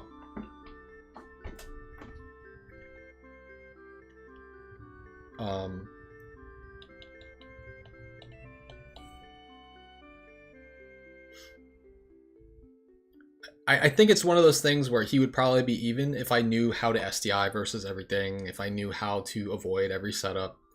Also, DK can't consistently SDI up and in to get out of jab jab power dunk. Almost every other character can. If I were playing a different character, I would be able to, but as Donkey Kong, he's too fucking big, and he won't be able to get out or get behind him consistently.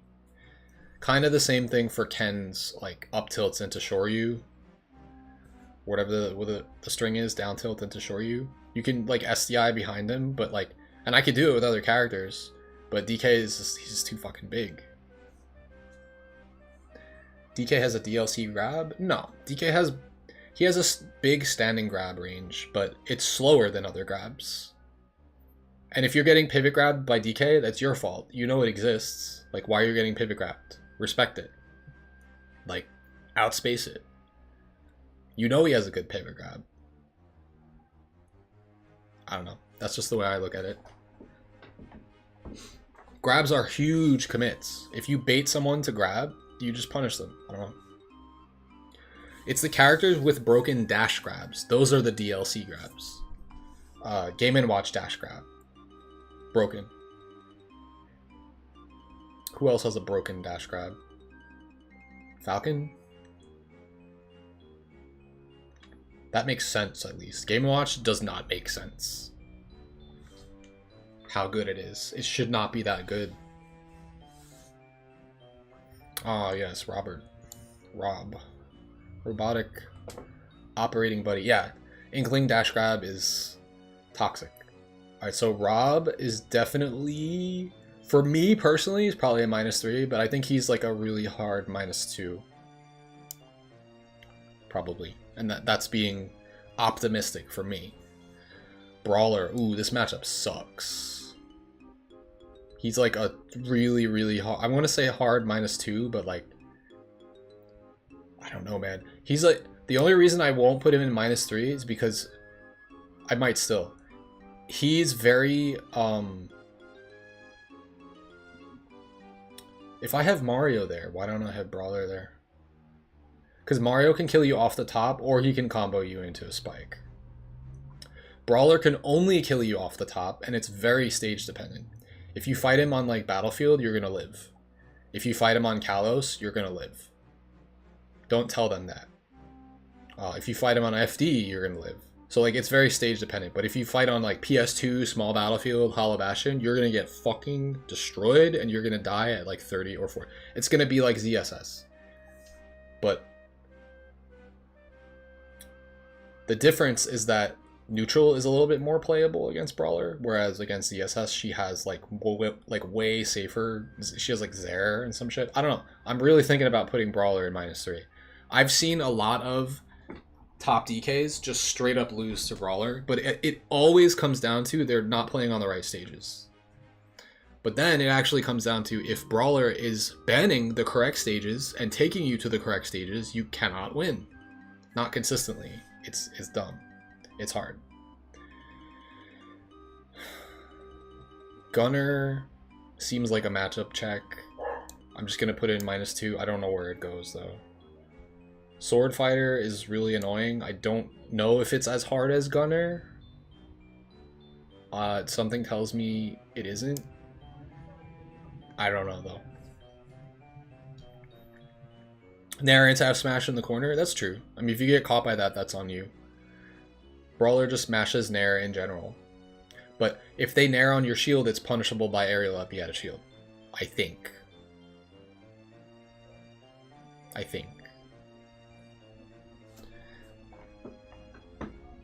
Yeah, there are some, like, I can go back through this list and be like, these are the characters where the stage matters the most. That actually would be kind of unique to do that, I feel like. I think Brawler is definitely one of those. If you're like, oh, let's just start PS2, it's DK's best. No, you're gonna fucking lose. And if you salty run back, you're gonna get destroyed even harder on PS. Do not go to PS2 against Brawler, please. Please, God, don't do it. All right, Mithra Pyra, I'll probably separate them, but together, they're probably a -. I don't think it's that bad, even with the DLC factor. if Mithra were to go like by herself against DK, I really don't know how this works. Is that weird? If they were to stay only Pyra or only Mithra, I think it's easier to fight them. But if they're like optimizing and like switching back and forth the way that they should be, people are going to say like, oh, how can you not say it's a -2? Maybe. Maybe it is. I think it probably is. And then I think this is going to change. I'll shift it like this. I'll make them a -2 and then I'll make them both -1s.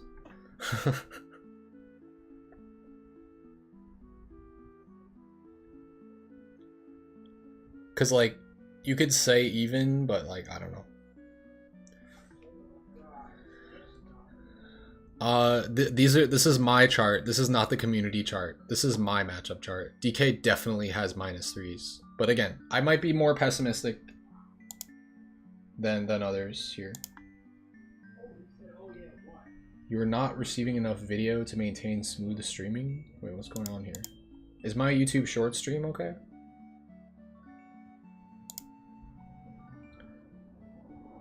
It says my stream status is poor. I don't know what's going on. That's weird. Well, if it's still working, then we're good. Otherwise, I'm sorry, guys. YouTube is dropping the ball here. It could be me, the fact that I'm doing a display capture. Optimistic DKs and pessimistic. Listen, it's better to be a pessimist and a realist than it is an optimist. Because if you're an optimist about matchups, you're gonna lose, and it's gonna hit you upside the head, and you're gonna be like, where did that come from? If you have things in a way that's like, man, this matchup takes a lot more studying, a lot more matchup knowledge, and you just have it, you're more level-headed about it and be like, fuck, I need to know way more here. And even if knowing all that stuff is not enough, then it's bad. It's worse than you think. And again, this changes over time. Of course. Man, Ness is bad. Ness is bad, dude. Is it a -3? I don't know, but it's fucking up there, man. It's borderline a -3.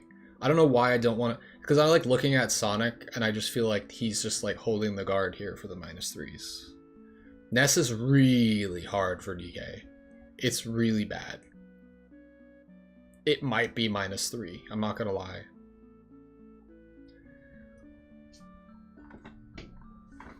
Wi-Fi Ness -3? True. I guess I haven't really fought versus Ness offline much. Okay, Pichu not as hard as Pikachu. Just because he's super fucking light.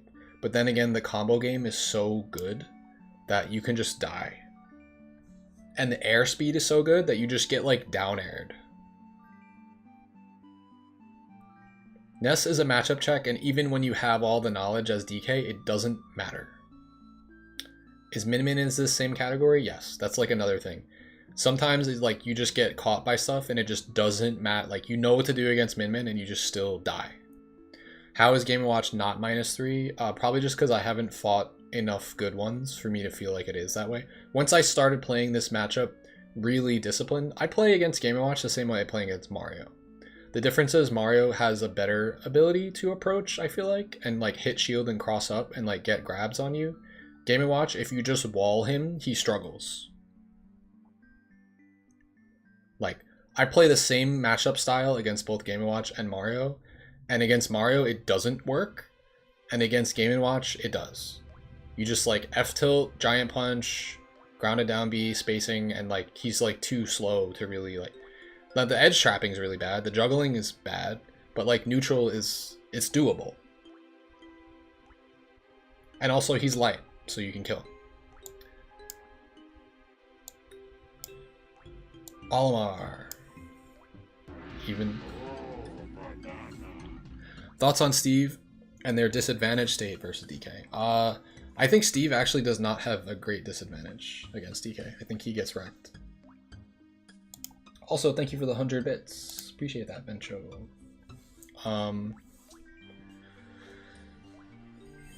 that's something we could actually consider. Like, how good are the disadvantage of these characters against DK? And that could maybe potentially drop them from -3 to -2.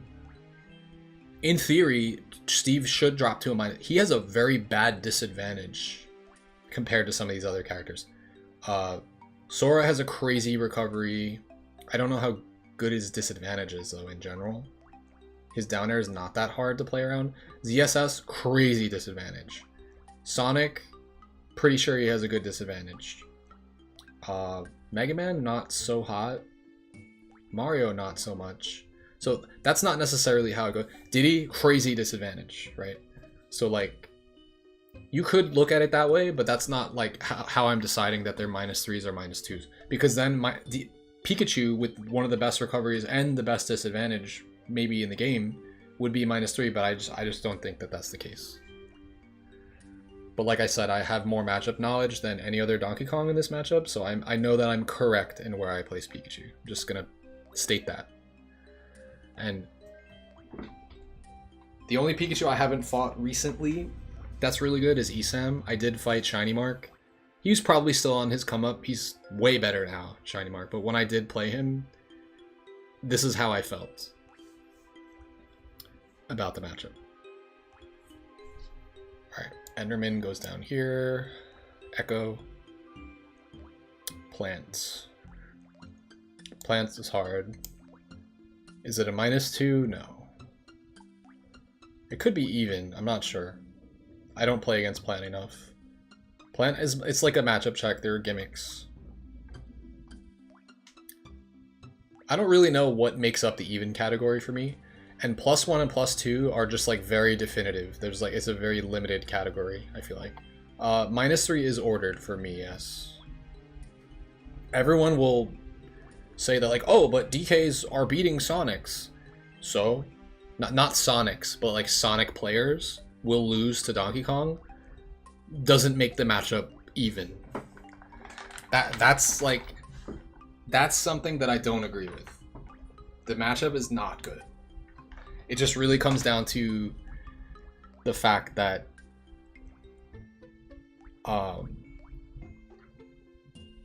the Sonic has to play for the timeout. And if he's not playing for a timeout, he's not trying to win. If Sonic has a % lead, he should not be fighting you, and he has all the tools to just run away. Alright, so Dark Pit I had in -1. I think Pit is harder than Dark Pit. But are they out of this enough to put him into a different tier? The arrows, the way that the arrows work, maybe. I'm gonna put a little bit of respect on Pit's name here. I don't think it's that hard though. I'm gonna put him in like a hard -1.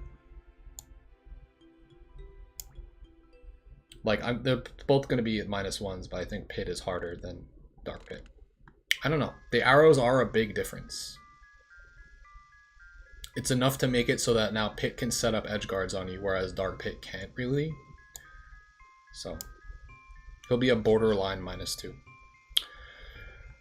Yeah, DK dash attack just existing kills all of the Pikmin.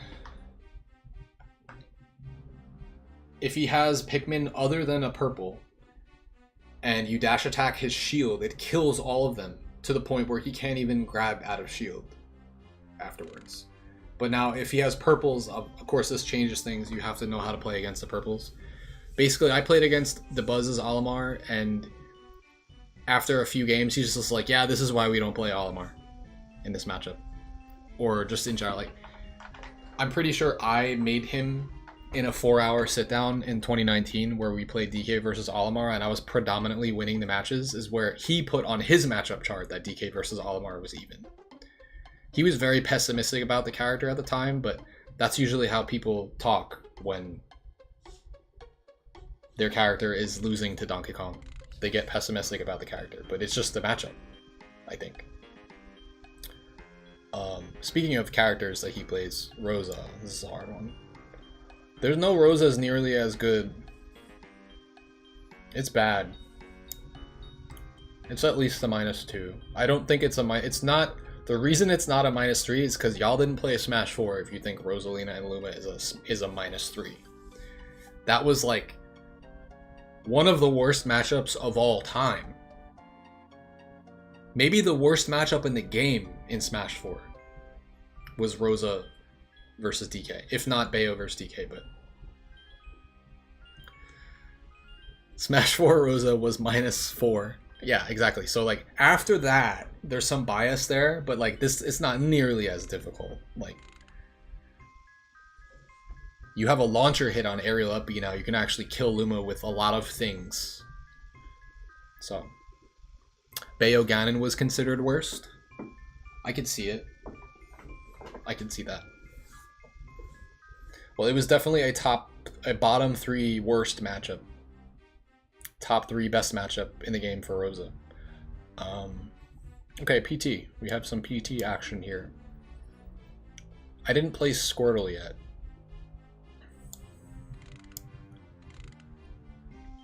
If I was fighting Zard by himself, I think this is how it would go. I think Zard would be even.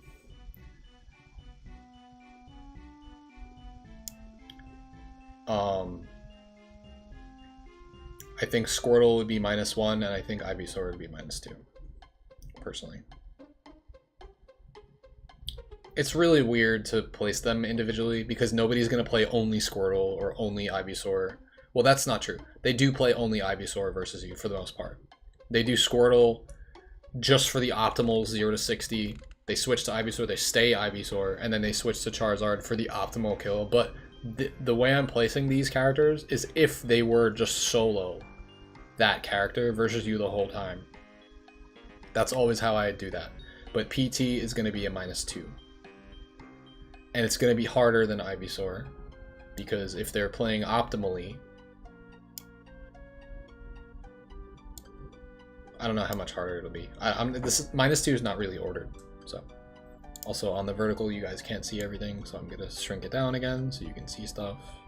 Sorry, it's gonna be all shrunken now, but you can still probably get the idea of what's going on.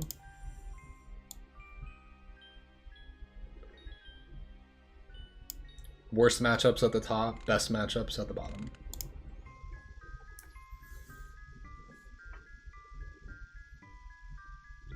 Oh, ordered? Yeah, yeah.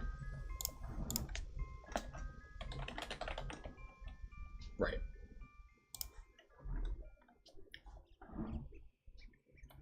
-2, I might order, but for the most part, it's ordered, sort of.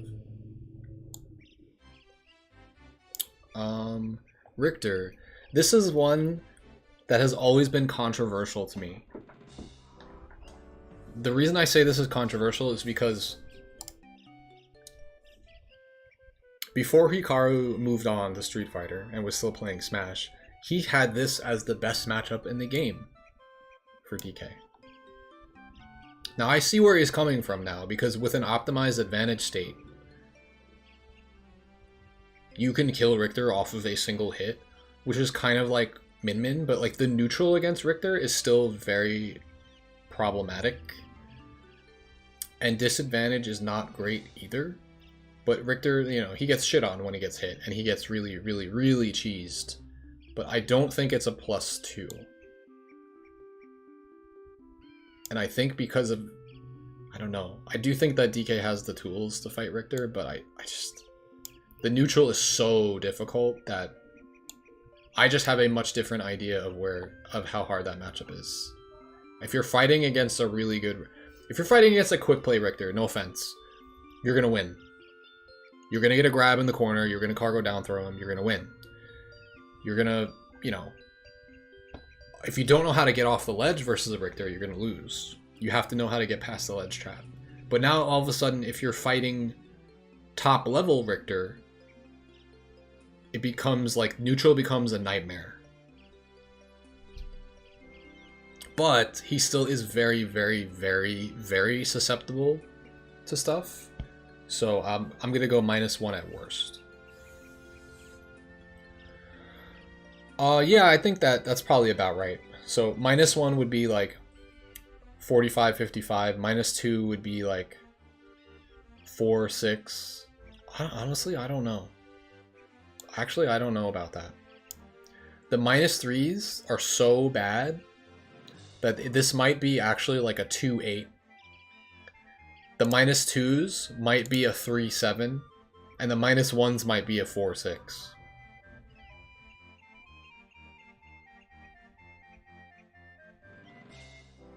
And if I look at it that way, I don't think Diddy Kong is as bad as some of these other ones, but I think I'm just like, I'm not underestimating like a tweak level Diddy.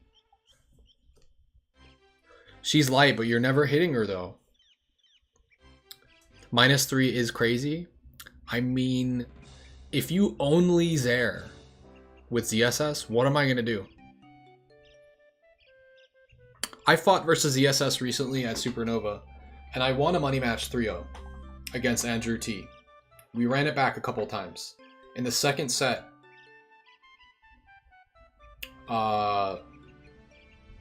I think I lost 3-2.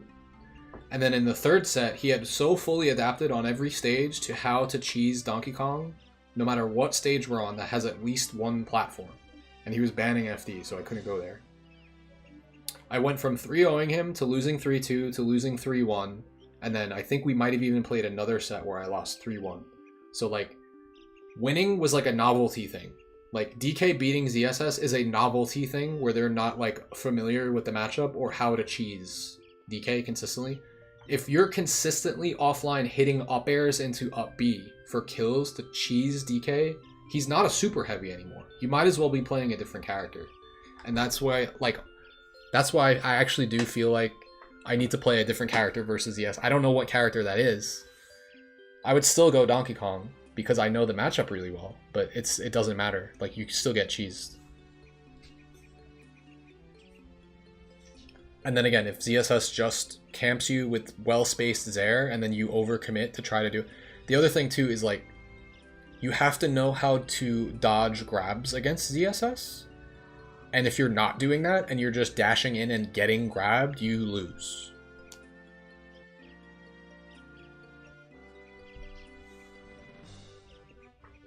You know?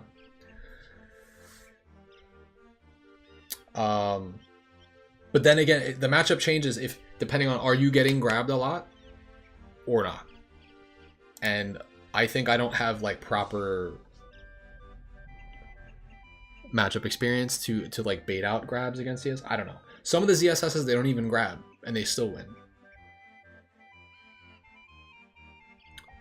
But that's just a ZSS thing. If they're throwing out too many grabs and they're not landing, then she's gonna lose, right?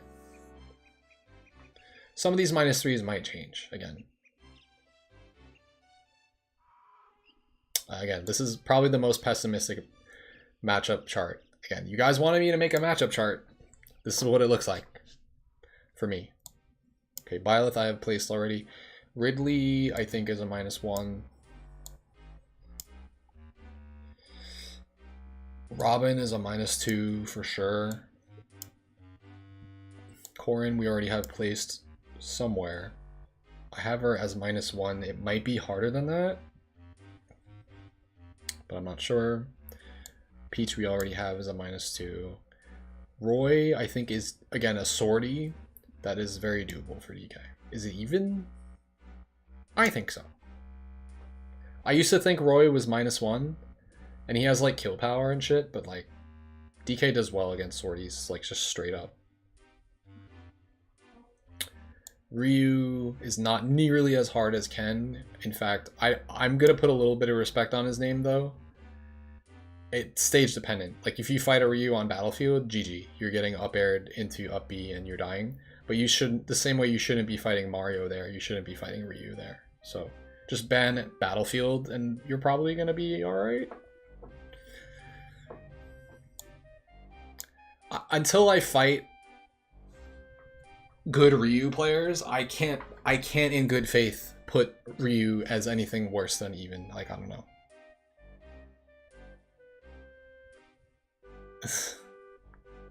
There is a ghost behind me? Yeah, Gengar.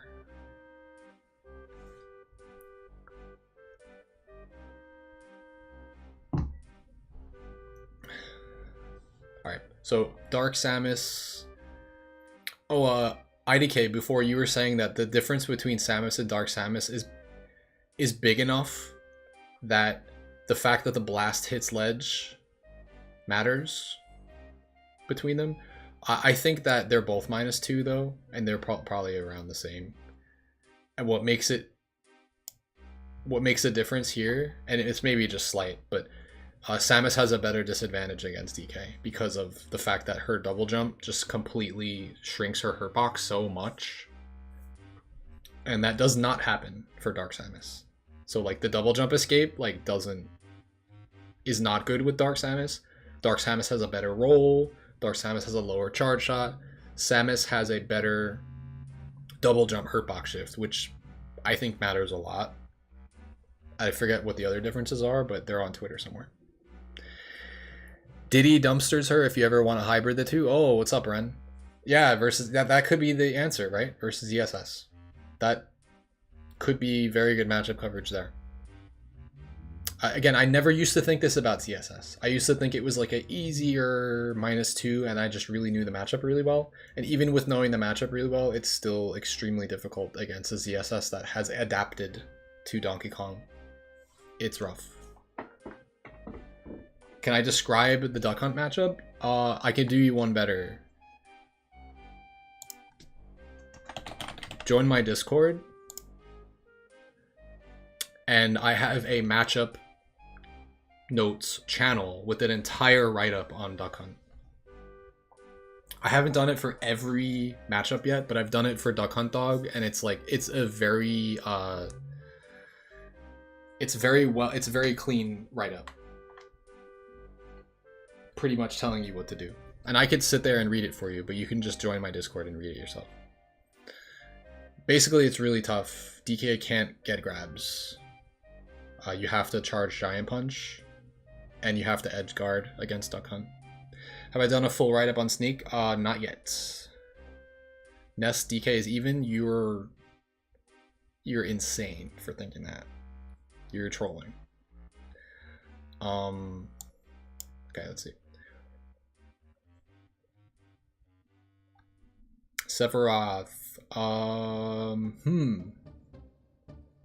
might put Sephiroth up here, like right near Joker. Now, if I was gonna do that, I will definitely have to say that Joker is harder. I wanted, like, they're like so similar for me in how I fight against them, but I just feel like Sephiroth is a swordy, so he's either easier to deal with and easier to fight than someone as fast as Joker. Yeah, the roster is too much, dude. So Sheik felt like a -3 borderline, like -2 borderline -3 until I learned the matchup. That being said, I still think that Sheik and Joker are very. This is like nobody else is really ordered in -2, but like these two are ordered near each other. Like Joker is a little bit harder than Sheik because he has Arsene. But I fight them both very much the same, and it's with a lot of just nair. Not nairing on them, but nairing as a bait. Nairing to like get them to do something. And I think I have like a specific strategy written up for Sheik. And it should also be for Joker. It should actually change for Joker as well. Condition shield with nair. If you can get Sheik to be stationary because you're throwing out nairs and like, you know, getting her to stop moving so much, or if you do throw out the nair and she jumps into it, it trades, like all of a sudden that's really good for you. But you can't nair on her shield. You have to do it like in front of her or while fading back to like bait her to try to reach and hit you, and then you have no lag, and then you can down tilt or F tilt or dash tag or dash grab when she shields because you naired. Yeah, I don't know what's really different about these. Maybe Cloud will be like the hardest even. What's harder between Chrom and Roy? Like, I don't know. I really don't see that much of a difference between them. But Chrom definitely gets cargo down throw killed though, so I could see how actually it's better for DK. So if he is an even, it's gonna be like one of the easiest evens. I really don't know where to put Ryu, actually, which is why I think I'm going to put in -1. I just think that with the kind of combo game that Ryu has, and the kind of... I'm going to put respect on results here, because there's only one... Let's be real. There's only one Ryu. And if you haven't fought that Ryu, you're not going to know where to place him. So I'm going to bump him up a tier to put some respect on Ryu's name.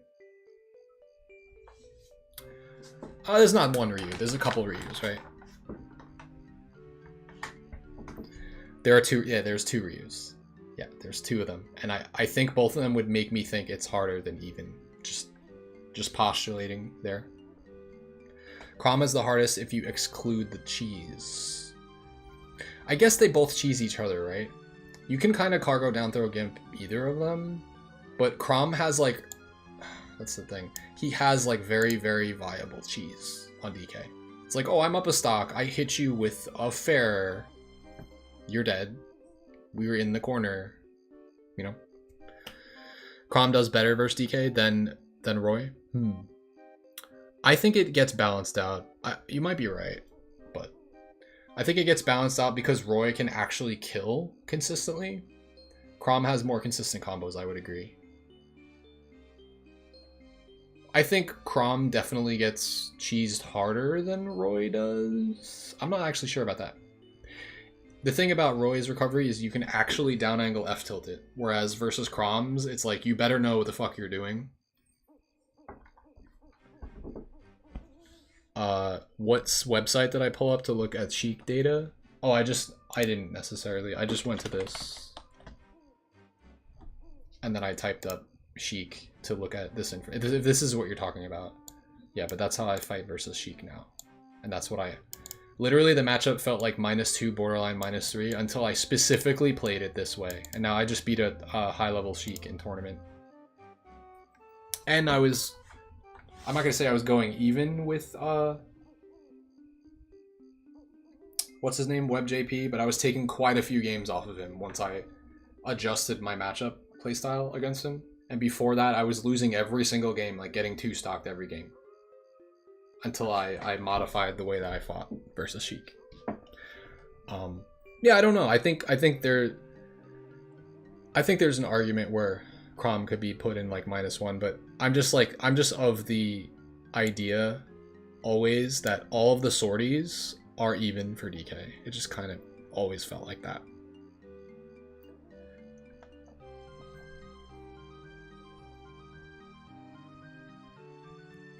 Also, I was very decisively up and about to win versus a really good Chrom in tournament at Low Tide City, I think it was. Lavish. I was about to beat Lavish, and I just like did the cardinal sin because I didn't play offline enough and forgot that offline players are really good at punishing normal getup on reaction. So I did like a normal getup into like jab F smash, and I didn't know jab F smash was a thing yet. And I got up into jab F smash and I died at 50% on town versus like a rage Chrom, and he popped off. And I was just like, okay. So from that spacing, jab F smash would have sour spotted with Roy and not even come close to doing anything. But with Chrom, it's consistently kills because it just hits solid and you die. So I just did the wrong ledge option. It's funny because I lost to Flo, or Rufflo, or Flo, I forget. The French Roy at Collision because of something very similar. But I tried to avoid the ledge situation by like aggressively jumping, and he just got there really fast and like called out an F smash, and I died at 50 and he popped off. And I was up 2-0 in that set. Shoutouts to Collision for being best of 5s only. All best of 5s. I was up 2-0 in the set and I lost 3-2.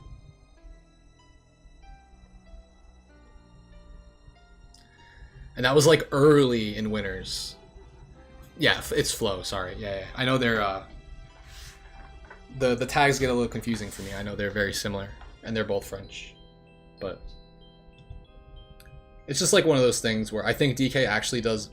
I think personally, for all the years I've been competing, DK does better in best of 3s than best of 5s, because if you don't play against DK a lot, he has a big novelty effect and like you get matchup checked and stuff.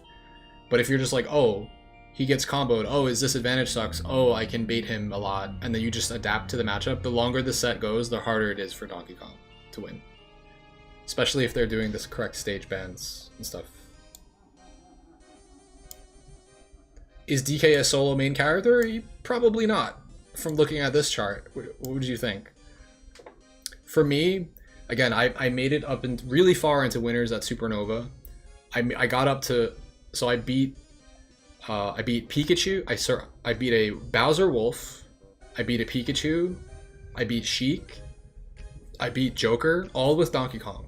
And then I fought Snow's Mario out of nowhere. Like the skill level like went, it like skyrocketed. And so did the matchup difficulty. And I should not have been going Donkey Kong. I actually just should have went Lucina against him. I think I would have taken more stock. I wouldn't have won, but I would have had a better showing with a Swordy, knowing that he was going to stick Mario no matter what. He wasn't going to switch. So if I went Lucina, like that's like a plus, at least a +1, +2 for Lucina. Why would I play a -2, -3 as DK against Mario? You know? It just comes down to a point where if you have other characters and you get far enough in the bracket, and this is me, of all people, DKwill, of all people, saying this. But you already know that Smash Ultimate is not really a solo main game, though. Alright, so Shulk is pretty tough. I don't know. I haven't really fought the best ones. I fought Elijahman. I don't know if he was trolling or not, though, but when I fought him on Quick Play, I was, like, beating him more of the time. I don't want to put it -1, but it might be. He's, like, right next to Sephiroth. But it's probably harder than that, because you can't PDKO him. He's a Swordy that you cannot PDKO. And it's like a matchup check. It's like a knowledge check thing, and I do not have the knowledge. So, personally, I'm going to put Shulk in -2. Simon, we already did Richter, I think. We already did Hero. Toon Link is a really hard one. The hardest of all the links to fight for DK. Speaking of which, have I placed Young Link yet? No. I think maybe Young Link and Toon Link are both -2, but I think Toon Link is much more difficult than Young Link.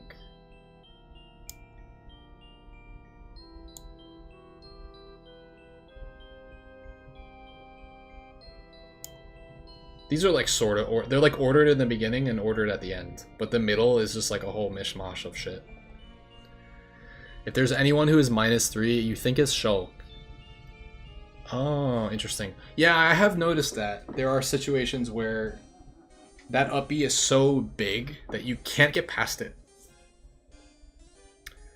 And to recover, you might have to like go high and like jump up B, but if you do that, he could still just do a high up B and catch you.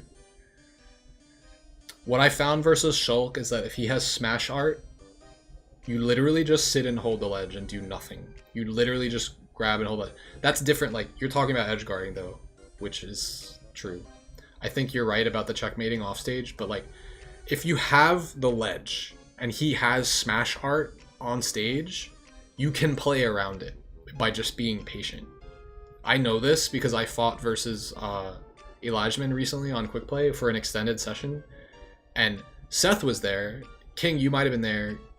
Kevin, you might have been there. I'm not sure. But I literally just sat on the ledge. And then Elijahman goes... I was waiting with my iframe, so he goes, fair, fair, fair, fair. And it's just like, he just keeps doing it, and like the timing is not really being mixed up at all. And like my iframes are gonna run out, and I'm just like, alright, ledge drop, jump up air. Like, I don't think he was like mixing up his ledge trap game enough, so he was making it pretty easy for me to just deal with the fair spam. It was like really easy to deal with actually, once I figured it out. I was consistently getting off the ledge against just fair spam by being patient with ledge drop, double jump up air. I have never lost to a Mewtwo, and you're gonna have to prove it to me otherwise. Mewtwo gets the shit end of the stick against DK. Everything that DK has in his kit works on Mewtwo. All of the most devastating cheese works against him. Back air destroys him. Kills him by accident. Headbutt up smash connects. You even have Aerial Ding Dong on FD from 62 to 66. You don't even need platforms to cargo up their up air and kill a Mewtwo. Edge guarding Mewtwo is kind of brainless. You just do like Nair or back air when he teleports to ledge. Like, Mewtwo has cool combos and stuff, but Mewtwo gets sneezed on by DK and he dies. I literally accidentally killed Mewtwo a lot of times with DK. Sure, it probably has something to do with that. I don't think I've fought good enough Mewtwo players. Again, I'd have to fight a good enough Mewtwo player to make me think otherwise. I had one of my most popular shorts. I was getting bodied by a Mewtwo. Bodied by him. And I still won the set 2-0. It's the short titled Mewtwo is Light AF. And it's like, the Mewtwo player is from like, somewhere along the East Coast, like North Carolina or something. He's like a really high-level Mewtwo, like a top-level Mewtwo in the U.S. And we fought on the ladder on Smash Bros, right? We fought on the ladder, and I was getting destroyed. And I accidentally killed him with Max Rage DK with down air up smash at like 40. I don't think it's North Carolina. I'm just spitballing. I don't know exactly what region. It might be like Utah or some shit. Like, I'm just literally throwing out names of states. I don't know exactly where he was from. But if you check out that short and see their tag, you'll know which Mewtwo I'm talking about. Villager is really... Oh, Tim Prater. There you go. You probably have heard of that Mewtwo. That was the best Mewtwo I ever fought. And I still 2-0'd them. Even though I felt like I was getting shit on and outplayed. That's how you know that it's a good matchup. You know what I mean?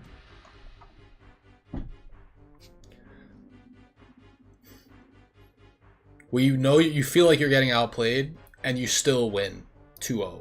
Like, it's a good matchup. Villager. Villager is really tough. I want to say it's like on par with Youngling. Really hard.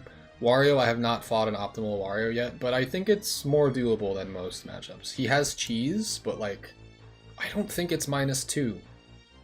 I really don't know though. I could be very wrong about this. This is like the difference of like, if I was fighting Gluto, I would put this -2. So for that reason, I'll put it -2 then. We have to put respect on Wario's name. I know he has combos that just absolutely destroy DK. And that's it. Like, his cheese it's not cheese against DK. It's going to happen. You're gonna get hit by his combo into Waft multiple times. Yeah. Right, exactly. In past games, DK did better versus Wario because did you guys know in Brawl that Wario could get air released by every character, right? And DK is really tall, so when he grabs you, he's just like going like this, and then Wario's just hanging there, like dangling, flailing in the air. He gets super air released, like really, like obviously air released. And then there's so much frame disadvantage there that after you grab him and just hold him, I think the percent was 90. At 90%, you grab him and hold him. He gets air released, you could dash up smash, and that's a kill confirm. And if you were near ledge, if he was at like 70 or 80, that air release, you could literally do a standing giant punch. If you have a fully charged giant punch, you could air release him, wait for him to break out of the grab, and mash B and do a guaranteed giant punch. And at low percent, what DK didn't have cargo combos in Brawl. So what would you do? You grab him at like 10 or 20%. You wait for him to air release, you turn around and do double back air. And it was a combo. So that matchup, that all sounds great and all, but Wario had an infinite on Little Max on the bottom. He's the easiest character for DK to fight by far. DK beats Little Mac. I'm not gonna say for free because Little Mac still has some shit on DK, but Little Mac gets cheesed accidentally. Yeah, you didn't see it because it's not really like really worth looking at. We'll just look at the other stuff. It's like on the bottom of the list. Again, these are just my opinions. And I have not fought against the best of every character, and these will switch around as I fight against, like, wow, this character is way more broken than I thought, or, you know, oh, DK has gotten better at this matchup. Like I said, Sheik would be worse in the -2s, unless if, like, Sheik is almost out of -2 because of the way that I've, like, worked on this matchup for the DK community. I've figured it out. And it's funny because, like, well, why were you just naring? Like, yeah, ZSS makes DK not a super heavy anymore. That's why she's here. If you're dying at 30-40% every stock consistently, no matter what stage you're on, then it's not a good matchup. And who else does that? Sora, but to a more consistent extent. Mario comes close to doing that. Mega Man maybe shouldn't be this high. I think Mega Man is more doable. Like, these top three are, like, for me personally, like, the three hardest, the three worst. But here's the thing with Mario, though. Most of my matchup knowledge versus Mario is, like, quick play or some shit, right? Now, if you go from fighting a quick play Mario to fighting a tournament level Mario, it's fucking night and day, dude. It's not just because of the online offline. It's because there's the player base of Marios, no offense, it's fucking Mario. There's gonna be a billion of them, and they're all gonna be, like, pretty average. And then you go to tournaments and they're gonna be cracked. And it's just not even close to the same thing. And you could say that about a lot of characters, but it matters for a character with a combo game like Mario. Going from quick play Marios to a top 20 player in the world, right? And I never played, what's this called? The Mario from NorCal?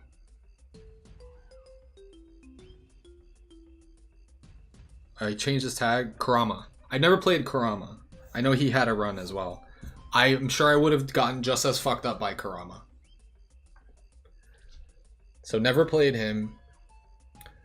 I've lost to, no offense, to any other Marios other than Kurama and Snow. I've lost to other Marios in tournament. So I was kind of sleeping on that matchup for a while because it's like, oh, I know how to fuck up Mario, like, online. I think online it's much more doable for DK to fight Mario because of the nature of combos. I don't think Mega Man necessarily has combo. These two characters here, it's like war of attrition. It's like such heavy projectiles that you can't get in. Which is actually going to make me put Steve here. Because this is, like, consistent. No, actually, I'm not sure. I'm actually not sure. When you get hit by Steve, though, you should be dying. And, like, if that's, like, how I'm ordering my -3s, then that's kind of, like, Sora kills you, ZSS kills you, Mario kills you, Steve kills you. These, they, like, consistently wall you out with heavy projectiles. Diddy just kind of styles on you, and Sonic just kind of fucks you up. Well, we all know the truth about Steve is that his F smash should have been nerfed. His diamond back air should have been nerfed. He should lose materials when he dies. All of them. He should lose... He should not keep diamonds. I don't know exactly how Steve works. I do, but at the same time, I feel like you have to study up every time you're about to fight Steve. There's a lot of it about him that should have been nerfed that wasn't. So, like, that's why he's just in DLC -3 tier. If he was properly balanced, I think he would be a -2. He gets iron when he dies. He gets materials when he dies. It's just fucked up.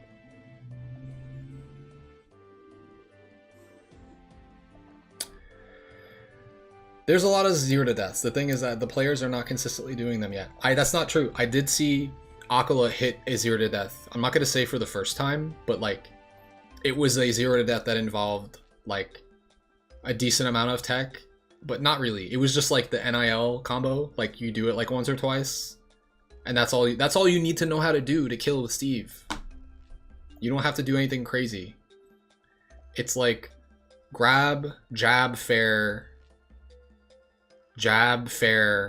up tilt, up tilt, up tilt, get on the block, up tilt, get on the block, up tilt, get on the block up smash. Maybe I had one more iteration there that I added, but you know what I'm talking about. It's just, I don't know. Yeah, I saw that combo on Twitter where he did down throw, jab, fair, and then they would like SDI'd in on the fair to get behind him, and he just followed it by like falling back with them, and then did up tilt, up air, nil, up air, nil, up air, nil, up smash. And that's all you really need to do. You just have to be able to follow SDI, and then he just kills you. All right, Wii Fit Trainer. Oh. Okay. If I'm fighting any old Wii Fit Trainer, it's -1. If I'm fighting John Numbers, it's -2. If I'm fighting Xavier, it probably goes here. Because I had no idea what the fuck was going on when I fought Xavier's Wii Fit Trainer, I'm not gonna lie. But on average, we're gonna probably say -2. I literally was like respecting, waiting, chilling, reserving my jump, trying to wait as long as possible off stage. We were on Smashville, I'm playing Xavier on the ladder. Little did I know, I should have jumped and just up B'd high and just taken the damage. Because if you try to go at her or low, you're just dead. Because Wii Fit Trainer covers everything with the soccer ball or down air. And that's it. If you go low, you get down aired. If you challenge the soccer ball and you didn't hit it somehow back, then you're gonna die. And then also this character, for some reason, got buffed in that deep breathing the duration of it got buffed. For some fucking reason, from like 12 seconds to 15 seconds or whatever the fuck it was. Should not have happened. It's probably the most broken, one of the, if not the most broken resource in the game. And the fact that they get it very quickly, right away, like, oh, I just killed you? Cool. Well, I'm gonna time a deep breathing so that when your iframes runs out, you have to deal with it again. And if you get caught by a nair, like a falling nair or something, which is really telegraphed, but if you get caught by it, it's a 0 to death. If they have a platform, it's like nair, drag down something. I don't know what the fuck combos the character does, but then they do a sweet spot up smash and then you just die at like 60. It's the stupidest fucking thing in the game that should not exist. But I can appreciate that all of that shit's probably just easier to land on Donkey Kong, which is why the matchup's not good.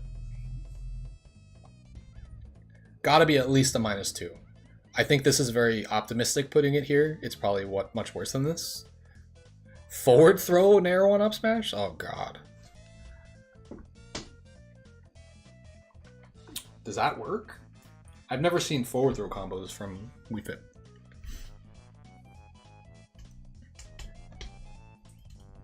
Yeah, Pac-Man, like I've never been able to beat a Pac-Man. That needs to change. I need to, again, I'm in Ryuga Chord. I need to reach out to the good Pac-Man players and just be like, yo, teach me this matchup. Like, what do I need to know about this character for DK to win? Like, can I ever punish your nair on shield? The answer is no. Can I ever punish your fair on shield? The answer is no. When you have Bell, what the fuck do I do? Because if I thought in tournament sitting on a platform and shield would work, no. The Bell anti-airs. It covers jump, and it covers better when you try to hold shield on a platform and try to jump. It actually will hit you right away. And I died to that, like, while being up a stock, I couldn't get extra credit. Oh yeah, everyone says that. Little Mac is the easiest character for DK to fight. I don't know if Little Mac has worse matchups than DK, but this is like DK's best matchup. So DK and Ganon get to go on the bottom here. We don't really need to look at them. We know that those are good matchups for DK. I might actually be trolling here with the Ganon. I think Ganon is still +2. I literally just sneeze on Ganon in the corner and he dies. And that'll even work on the best Ganon players. I think this is just matchup and experience. I think it might still be a -2, maybe it could be a -1, but again, I would get the kill first. I can never get look, you can never get your win condition on Pac. Look at this fucking window, bro. You cannot PDKO Pac-Man. If you could, it would be a doable matchup. Let alone getting your hands on this motherfucker who is always just running away, air camping, charging the fruit, throwing a hydrant down at you, camping off stage, charging the fruit, like trampolining away over the hydrant. Like, you can never get close to him. And then on top of that, you can't ever grab him and kill percent. So this does not exist on him. It's really annoying. Headbutt up smash doesn't work. I don't think this is the correct way to play neutral against him, but the point is you're supposed to kind of pressure him in neutral so that he can't charge the fruit as much.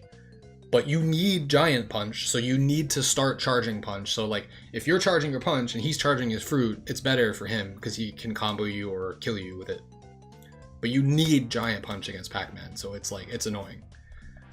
But you still need to pressure him. So it's like, again, I'm probably playing that matchup wrong. And I would really like to know how to fight it. But until then, it's going to be a hard -2 for me because I lose to every Pac-Man. Wolf. I've definitely gotten a lot better versus Wolf over time. I might even so far as put this into Cloud territory with even. You might call me crazy for that, but I think DK does fine versus Wolf.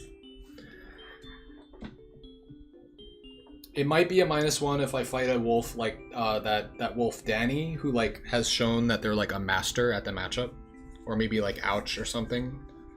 So maybe I should put a little bit more respect on Wolf. I don't think Wolf gets cheese as hard as Cloud does.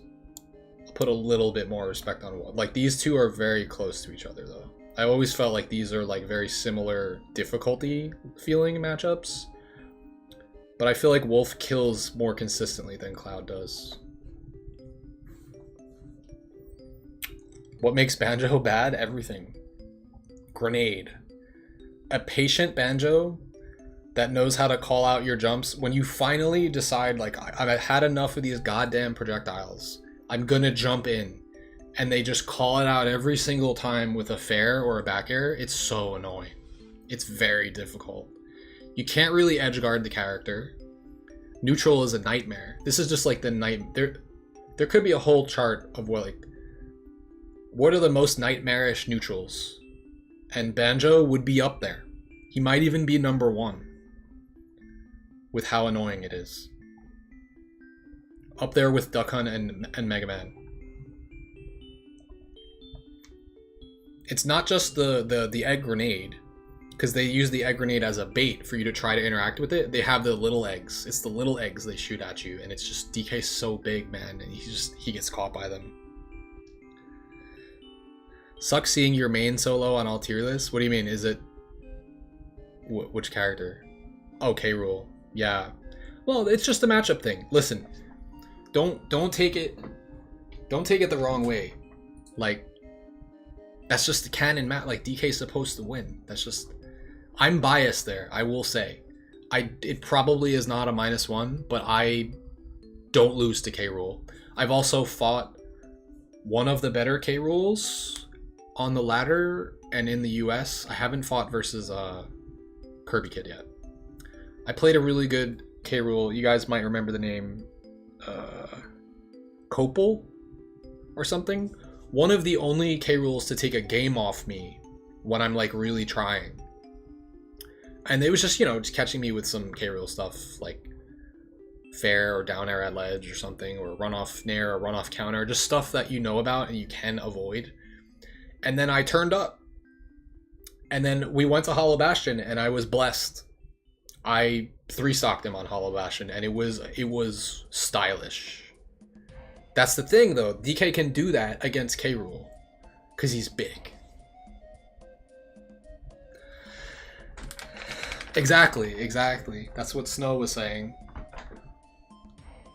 Also, shoutouts to Snow. Like, I don't know how old Snow is, but it's very humbling to me being as experienced and have as many years competing as I have, and the fundies that I have, and I feel like I know how to play Smash. I'm good at the game. I understand the game.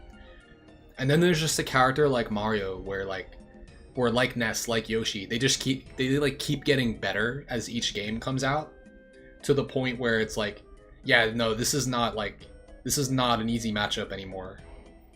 It was like in DK's favor, or like an even matchup, in Brawl. Or no, it was in DK's favor in Brawl, maybe like a +1. It was a strong +1 for DK in Smash 4 because DK had a lot of tools versus Mario. And now it's so fucking bad, dude. They made moves too safe on shield, and they made combos too fucking ridiculous. And on top of that, actually the way I was losing to Snow, it wasn't all just the fair spikes. It was getting killed with down air off the top. It just negates your longevity as you're not a super heavy anymore. You're dying at 100 consistently into like up air, rising dare, and he has a rage dare, and you're just dying. Now, the thing I did figure out, and I posted it in my Discord once I saw it on Twitter, is that you can heavily SDI down on the rising dare from Mario to try to survive, and I didn't know that. I think it would have helped me survive it. Like SDI down and then like DI correctly either left or right depending on which side he's on, like down and left or down and right, whatever. But if he catches the dare high enough up in the blast zone, it doesn't matter. You just die. Move is stupid. It scales really well. Yoshi. I'm very, very, very, very good at this matchup. So I don't really lose to Yoshi's that much.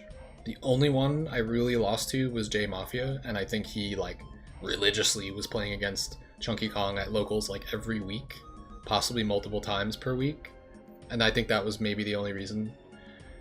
And when I lost to him, it was in a money match. I think he like JV3'd me, and then he one-stocked me, and then the last game was last hit. And like after that, like I actually don't think he wanted to run the money match back. I forget. I would have done it, but I think I was like catching on. But the way he was playing was much different than other Yoshis. And I could tell it's because he was comfortable versus Donkey Kong. He wasn't just sitting back, throwing eggs, you know, like waiting, like whatever. Or just like really predictably throwing out forward airs or shit, right? No, he was doing back air cross-ups on my shield. If I'm facing him and he's coming at me in the air, he's quickly turning around and then back airing on my shield and then landing into the ground behind my shield and doing up tilt, up tilt, up tilt. Like my shield is depleting and disappearing. And he knew how to pressure DK's shield perfectly and be really aggressive with it. And other Yoshis I fought were not doing that. Again, I don't lose to other Yoshis at all, really. The only Yoshis I would really lose to is like Suarez and J Mafia. I haven't played all of them though. It's still not good for DK though. It's either the hardest -1 or the easiest -2, and I'm probably gonna put it -1. And that's being like optimistic because I'm very good at that matchup, but I still will admit that it's difficult to get comboed by Yoshi. It's hard. Can you aerial up B the cross up? The back air, if they do it low enough and then they shield afterwards, I'm not sure. Because it's multi-hitting. It hits 1, 2, 3, right?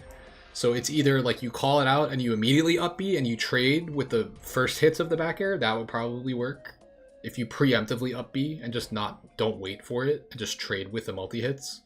But if you start getting back aired and he cancels it and lands behind you, I guess you've messed up because you're staying too stationary in shield for the most part. You should not let Yoshi get that close to you. But if he does and it's hitting your shield, I think it's too safe. I don't think the multi-hits allow him to land and either start pressing buttons, and if he does, sure, maybe you can do an aerial up B. But if he does the back air cross up, he can just block, bait out your up B, and then punish. What works against Yoshi is when you do he's gonna cross up my shield with Nair, and you do like a turnaround and you block the Nair and then you grab him when he crosses up. That works. But Zelda, I have to put some respect on Zelda. The annoying thing is I only fought maybe 2 really good Zeldas ever. The one in New York City and then this other Zelda, Ray. He caught me on a day where, again, it was not a day where I was able to combat my aggression. I had to play aggressive, and I thought that was the way to play against Zelda, and it is not. At the time, this still said aggressive, and I was trying that, and I was getting fucked up. You have to play... I think if I were to play the matchup properly and do the mid-range fainting strategy, which is the way you're supposed to play against Steve, which is basically do nothing and wait for her to, like, do something and then punish. It's a whiff punish matchup. And if you run in, you get hit by, you know, the Phantom. So this one is, like, very theory craft. Online, Zelda is very difficult. Offline, there's only, like, maybe 3 Zeldas I'd be scared of. But I could see it being really hard, actually. I don't think it's the -2, though. I think it's just a huge matchup check gimmick. So I'm going to say, like, I don't know. This one I'm not too sure about. Can I explain why Lucina is even when Marth is +1? Yeah, because Lucina can consistently kill DK and Marth cannot. And I just haven't fought any other Marths that could really prove otherwise yet. Like, as Marth, sure you have tippers, but it's probably going to happen like maybe once, maybe twice in a set where you're getting like a meaningful tipper like F smash kill. If I'm getting hit by that consistently, sure, then Marth is a -1 compared to Lucina. But if you're not consistently tipper F smashing me, then you get, you know, it's a, what is it called? Marthitis? Kind of like Sheik-itis, where like the opponents live to like 200 plus.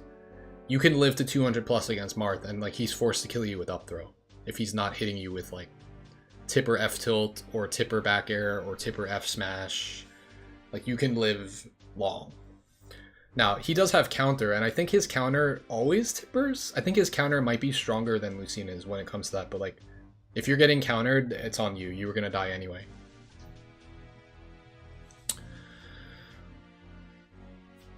The part that's hard about DK versus Zelda is the neutral.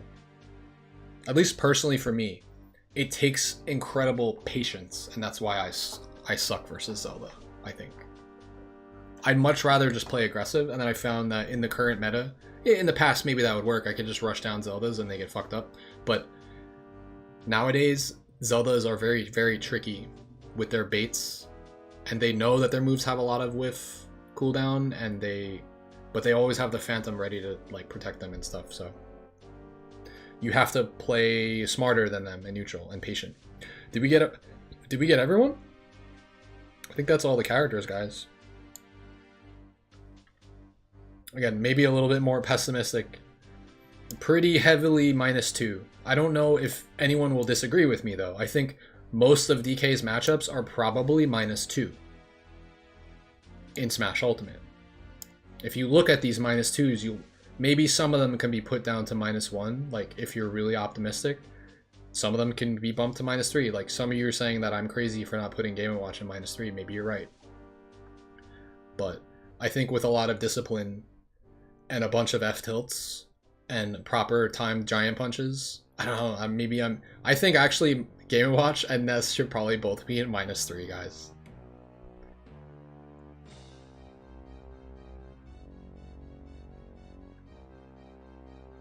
But again, like I fought other Game & Watches, and you have to play really, really, really, really hard. This is the other thing. I think Game & Watch is a character like Mario, where if you fight a quick play Game & Watch, you're gonna win if you know the right proper strategy.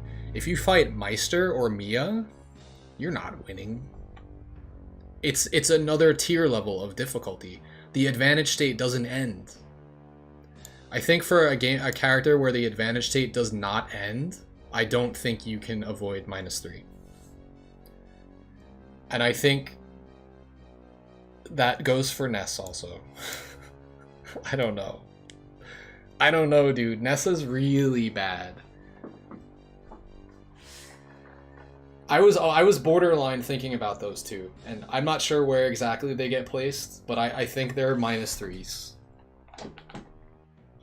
There we go. Now it's a properly pessimistic chart. And this is just what I think.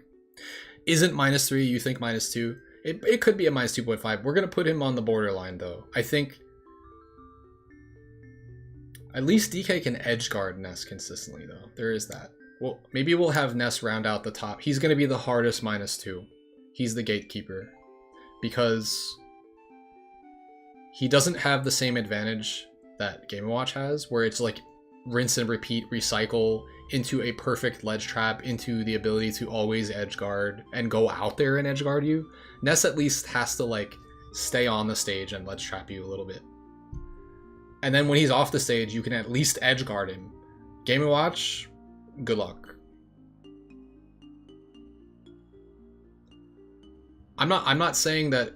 Again, what are you talking about? I put Game & Watch in -3. This is bad. This is the hardest. These are the hardest characters in the game for DK to fight, I think. I think maybe I'm being too pessimistic about Diddy Kong here. In my personal experience, I don't think it's as hard as these. I might actually switch these around a little bit. When I had Sekai Doggo, or whatever, I don't know what country he's from, but he's like the head of the Duck Hunt Discord, right? I had him at Glitch 8 sitting down next to me. We played 10 friendlies, right? This is why the -3 is like a 2-8. It's like a 20-80 in terms of like how hard it is to win percentage-wise.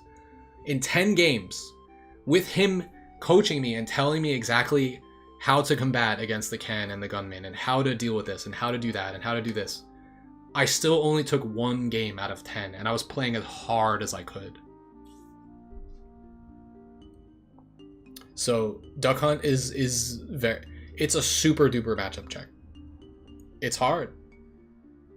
And some of the games too would be last hit, but in the last hit situation, Duck Hunt is way fucking better than DK. Mostly because in a last hit situation, it's like, oh, this is doable. Like, you know, last hit for Duck Hunt could be like 60% versus DK. DK, however, is already chilling at the sweet, the sick 200%. That's the last hit for DK. And you're getting there. You're gonna get there. You're getting put to that percent, and then you're just gonna die to a can. Like, it's a frame 1.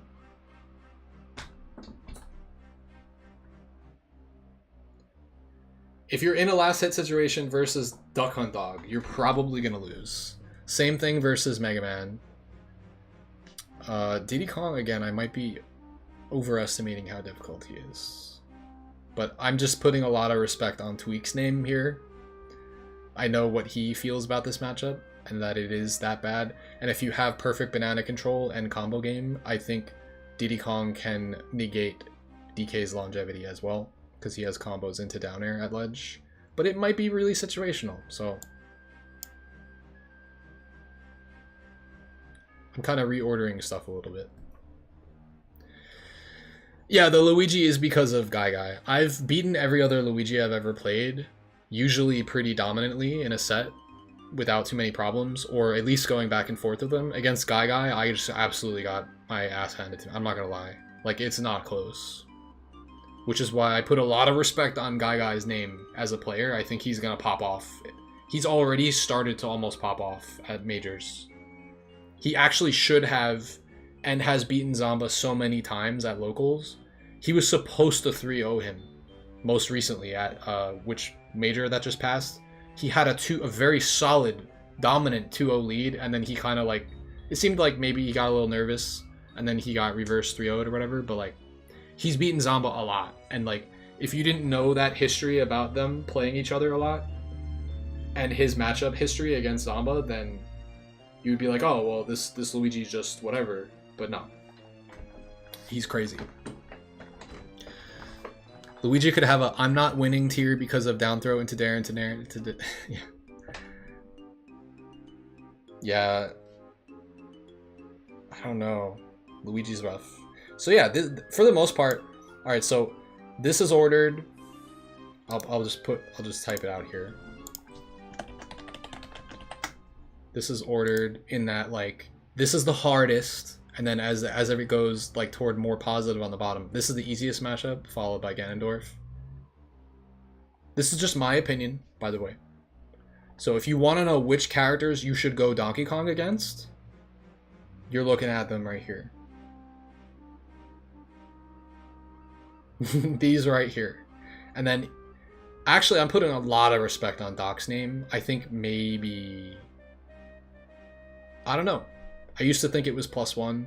I think the existence of Pill... Sure, he gets gimped. He gets gimped terribly. Horribly. But the existence of the Pill just makes it really difficult. But I might be putting a little bit too much respect. If I'm fighting any Doc that's not, like, Jazar, I don't think I lose. But then if it's Jazar level, I think it's an even matchup. So that... In the cases where I don't have a lot of experience, I'm thinking of what is the best representation of that character and how would it feel to fight them with my level of matchup knowledge. Which is why I'm putting Doc... I'm overestimating him a little bit. I think he should be a +1, but if I'm fighting the best Doc, I think it's going to be even. If that makes sense. And I did the same thing for Wario. I would normally put Wario in -1, but if I'm fighting Gluto, it's not a -1. It's a -2. And maybe that's the wrong way to do things, but yeah, I think that I'm pretty happy with this. You guys seem to think it's pretty pessimistic, but I think it's better to be real about things when you're playing Donkey Kong. Why is Wolf so close to winning? Is it because his range is ass? Wolf just kind of gets... I don't know. Wolf is just a regular guy character. Okay, you know what the thing with Wolf is? He gets parried and he gets destroyed by parries. The only thing that he can do to mix up the parry is back air, where it's like slower and it could like make you flash a shield at the wrong time and then you get back aired. If he nairs, if he up airs, if he fairs, all of those get parried at the same timing. I get parries versus Wolf more than any other character. And if you can do that, you're going to get guaranteed grabs, you're going to get guaranteed up tilts, you know? Guaranteed grab off a parry is really strong for DK. Do I think he's bottom 10 to 15? Here's the thing, like, people that are optimistic about DK just because, like, the DKs are doing well, do you know why it's so late into the meta that they're doing well? It's because they had to wait all these years to learn the fucking matchups. They had to master matchups. DK has always been a character where, like, man, look at all these grueling matchups. Like, I have to learn how to fight against this fucker, and I have to do different things and learn against this fucker. It takes years to get to that level of matchup knowledge so that you can now excel. And on top of that, you know, DK has maybe higher peaks. I don't think he has higher peaks than Bowser, but he has a really, really, really good advantage state that's been just being pushed over time, and it's just been going up over time. You have to know their character as well as they do. Meanwhile, what do they have to do? You're Donkey Kong. They just get to fucking, not sandbag, but they get to just do the same shit they always do to you the whole time. They don't have to do anything really differently other than just, what, don't get grabbed? And then when they combo you, they're better combos against you. There's very specific ways that you have to play, like, starting when you get to the -2s, I would say. -1, the strategies are a little bit more linear that you could win. And then in the -2s, if you don't know the matchup, you're not going to win. And then the -3, even if you know the matchup, you're not going to win. That's pretty much... Maybe I should put that in parentheses. Even if you know the matchup, you're not going to win. -3. -2, if you don't know the matchup, you won't win. -1, stick to the linear strategy that works. Otherwise, you won't win. Even is just literally that. They're like volatile even. Honestly, I think maybe Falcon might even go in volatile even, but no, he has too explosive of like an advantage state and a combo game, and it's too hard to consistently like edge guard him, I feel like. Even is like these evens, with the exception of Olimar, it might even Olimar might I want to maybe put him in +1, but I think that's going too hard. It's too much. Even is usually like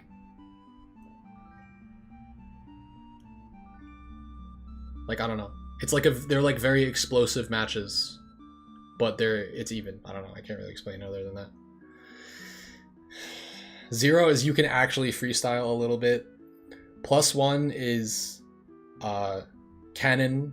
DK wins canon matchup, and then +2 is like you'll win by accident. Honestly, I think Mewtwo might even sometimes, I feel like, go in the +2 section. The only characters I've ever accidentally killed by just doing normal things that like shouldn't ever kill other characters is Little Mac, Ganon, and I think Mewtwo actually might go in that section, but I'm putting a little bit more respect on Mewtwo's name because he does have a combo game. But I think maybe I'm putting too much respect there. Because like I said, I was getting shit on by Tim Prater, and I'm like accidentally killing him. But yeah, I think Shadow Ball is a better character than Ganondorf and Little Mac combined. I could agree with that. At one point I was thinking, because like if Ganon plays the matchup correct and plays it the way that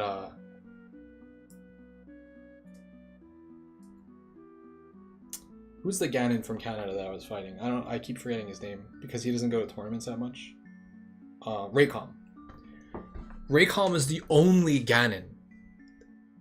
Maybe it's because his connection is trash when we play against each other online, but he's the only one that knows the DK matchup.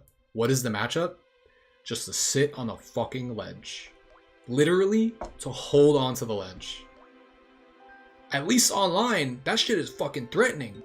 He could jump from ledge with an up air, which has a nice like hurt box, like a hitbox shift, and like covers anything if you try to jump, if you're too close to ledge. And then then he has side B. He has ledge drop jump side B, which is just, you know, it kills you or it starts an advantage state for him. If he literally sits on the ledge only and does nothing else, it's scary. But that's only if you're trying to challenge that. If you try to get close enough to the ledge and like ledge trap him and like hitting him for getting off the ledge, he counters you. You have to actually let him get on the stage and into the corner, and then he's free. It took me a while to figure that out. But when Raycom was doing that strategy to me, I was like, yo, I'm going to do this shit as DK against other characters. I stole that strategy versus Sora. Look how the matchups work here. So one of the best matchups for DK, right? How does Ganon fight it? Fuck the stage. I'm gonna just hang on the ledge and then see if they try to fight me while I'm hanging on ledge. If they take the bait, you can win as Ganon because his reversals are really strong from that spot. It's also a very high risk, high reward, because if you get hit for doing something wrong in the corner as Ganon, you die, right? Versus Sora, same thing. If they don't know how to deal with you when you're just holding on to the ledge, he's trying to fight you. Like, if you're in the center stage fighting neutral against Sora, you fuck up, you make a commitment, and then he just hits you, right? You take a billion, and then he hits you again, and then you die. Like, he hits you, like, nair to death, starting at 40, right? He can't do his carrying combo against you. If you're holding on to the ledge, he can maybe get a 60% combo, and, like, that's it, and he'll have to do, like, an up air into an up B or something, but, like, that's if he caught your ledge option. If you hang on to the ledge against Sora, and he's making commitments, you can actually reversal using iframes and fight him. And that was working against Terroxys, which I think is probably a top 5 Sora, period. I think maybe he didn't know exactly... He didn't know that he shouldn't be trying to interact with me when I'm holding ledge. He should have been spacing his spells and doing stuff from a little bit farther away and letting me get up and into the corner and then just corner trapping me. You know? But this is just how I feel right now. It's pretty pessimistic. If you look at it, it's very bottom heavy. It's predominantly -2. There's a bunch of -1s. A lot of the -1s I'm just not sure about. Evens are like very few and far between. And there's really not very many super positive matchups in this game. Now, what does this mean in terms of where does DK placed on the tier list? I don't fucking know. Because I would need to go to like all the top players' matchup charts and look at them and like average them against each other and be like, okay, where are their matchups placed? Like if you were to look at, I would say, I don't know. I would actually say that if I had to pick a character off the top of my head that would be the polar opposite of DK's matchup chart, it would be Pikachu. You could switch these numbers. around. Make this +3, +2, +1, 0, -1, -2 for Pikachu. How good is Pikachu? Pikachu's what? Top 10? Top 5? What would that mean? That DK is bottom 10? Bottom 5? I don't know. Maybe that's a pessimistic way to look at it, but like, I don't know. I don't think DK is high tier, just because DK is, like I said, if they're getting wins now and they're doing well, it's because they're good at the meta relevant matchups. They're grinding those matchups. They've grinded their advantage state, and also it means that they're cheesing the fuck out of people. And the people they're fighting are getting cheese and they don't know how to avoid the cheese. But the second that a player adapts to the matchup and knows how to fight DK, it's a download. That's just it. Like, you will not get cheesed by DK if you know what's happening. You reverse the numbers for Pika and it'd probably still be too pessimistic, right?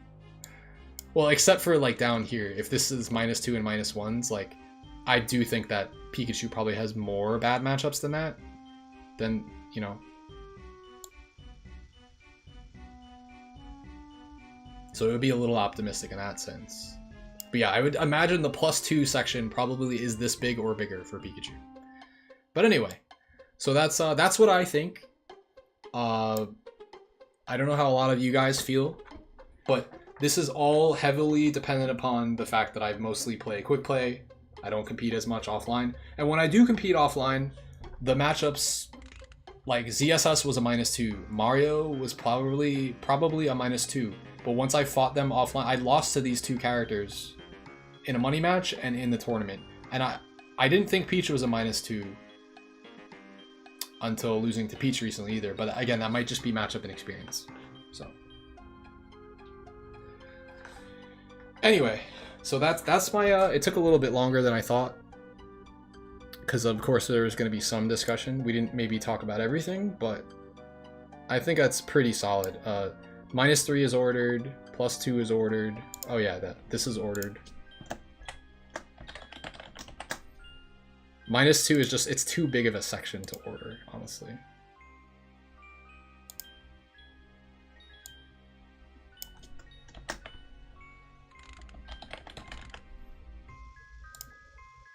Is this one ordered? It's not. Let's order it. There's not too many characters here.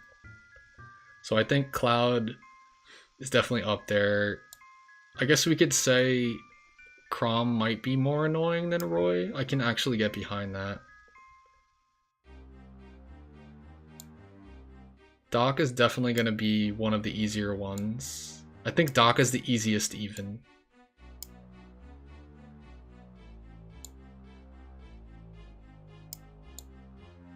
I don't think Lucina needs to be that far down in even. I think she's going to be up here with the sorties. Hero has got some fucking jank though, bro. But if you know how to respect the jank and not get matchup checked, then... Why do I consider Ken a -2? Ken is way better at anti-airing and killing DK with the true Shoryu fire uppercut.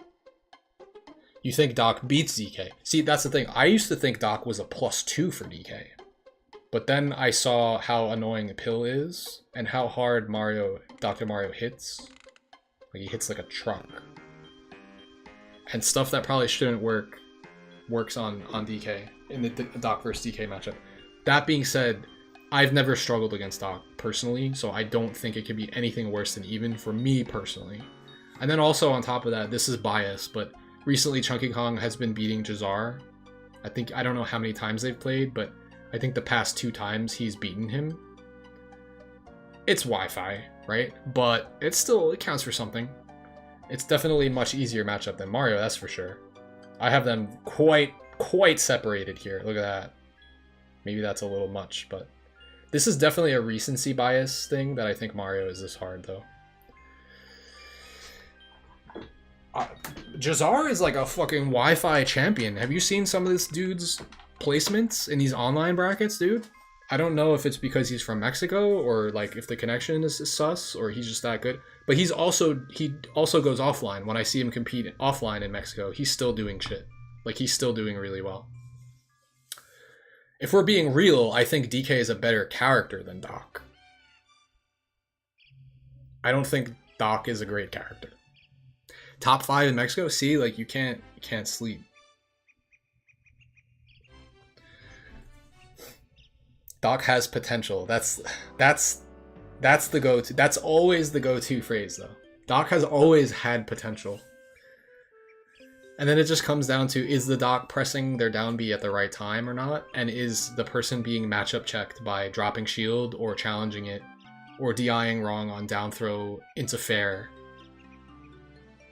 Or getting hit by pill into up B or pill into fair. Like, Doc has crazy shit where it's like matchup check. Oh, you didn't respect this? You're gonna get absolutely fucked up now. So, like, I don't know. I definitely sleep on Doc, but maybe I shouldn't. One thing I learned is that Doc is an incredible doubles character. The weaknesses that some characters have in teams is like, oh, his recovery sucks, right? Well, in teams, you don't have to worry about that as much. You have a teammate to, like, help you out. And then his buttons, the fact that he hits like a truck, that shit goes hard in teams, man. That's all I know. For some reason, he skyrockets in teams, like, from like 0 to like, I don't know where in the tier list he goes, but he goes up a lot in doubles. Speed isn't a huge factor in teams, right? It's more about like how strong your hits are. That Sora placement, you're the reason for the Sora placement, Teroxis, so shout outs to you. That shit is bad. And that's me already knowing that our matches go the way they do online, where you're not able to consistently hit combos. So if we're playing offline, I have to know that shit is going to be more consistent. And what's going to be more consistent for me? Parrying? Like, I'm already hitting, I'm not dropping PDKOs on you online. I definitely won't drop them offline. Am I going to get more grabs on you offline? Maybe. But I'd have to see where a situation where a parry is even going to help me get a grab against Sora. But yeah, this is my chart. I don't want to say DK sucks, but like, I guess if you look at this, you kind of have to think that, right? At least the -3 section, the fact that it exists at all is laughable, but at least it's not that big, right? He has more even matchups than he has -3s, if we're looking at it positively. -2, again, -3 is even if you know the matchup, you're going to lose. -2 is if you don't know the matchup, you're going to lose. -1 is there's a pretty linear strategy that you have to use, and if you don't stick to that, you'll lose. IDK said at 0 or even tier is you can actually freestyle a little bit. +1 is you can style. No, sorry. +1 is it's a canon matchup, you're gonna win. And +2 is you can do whatever the fuck you want. You can style. You can style on Little Mac, and you can also be the most belligerent mofo in the world and just sit at the ledge and grab him.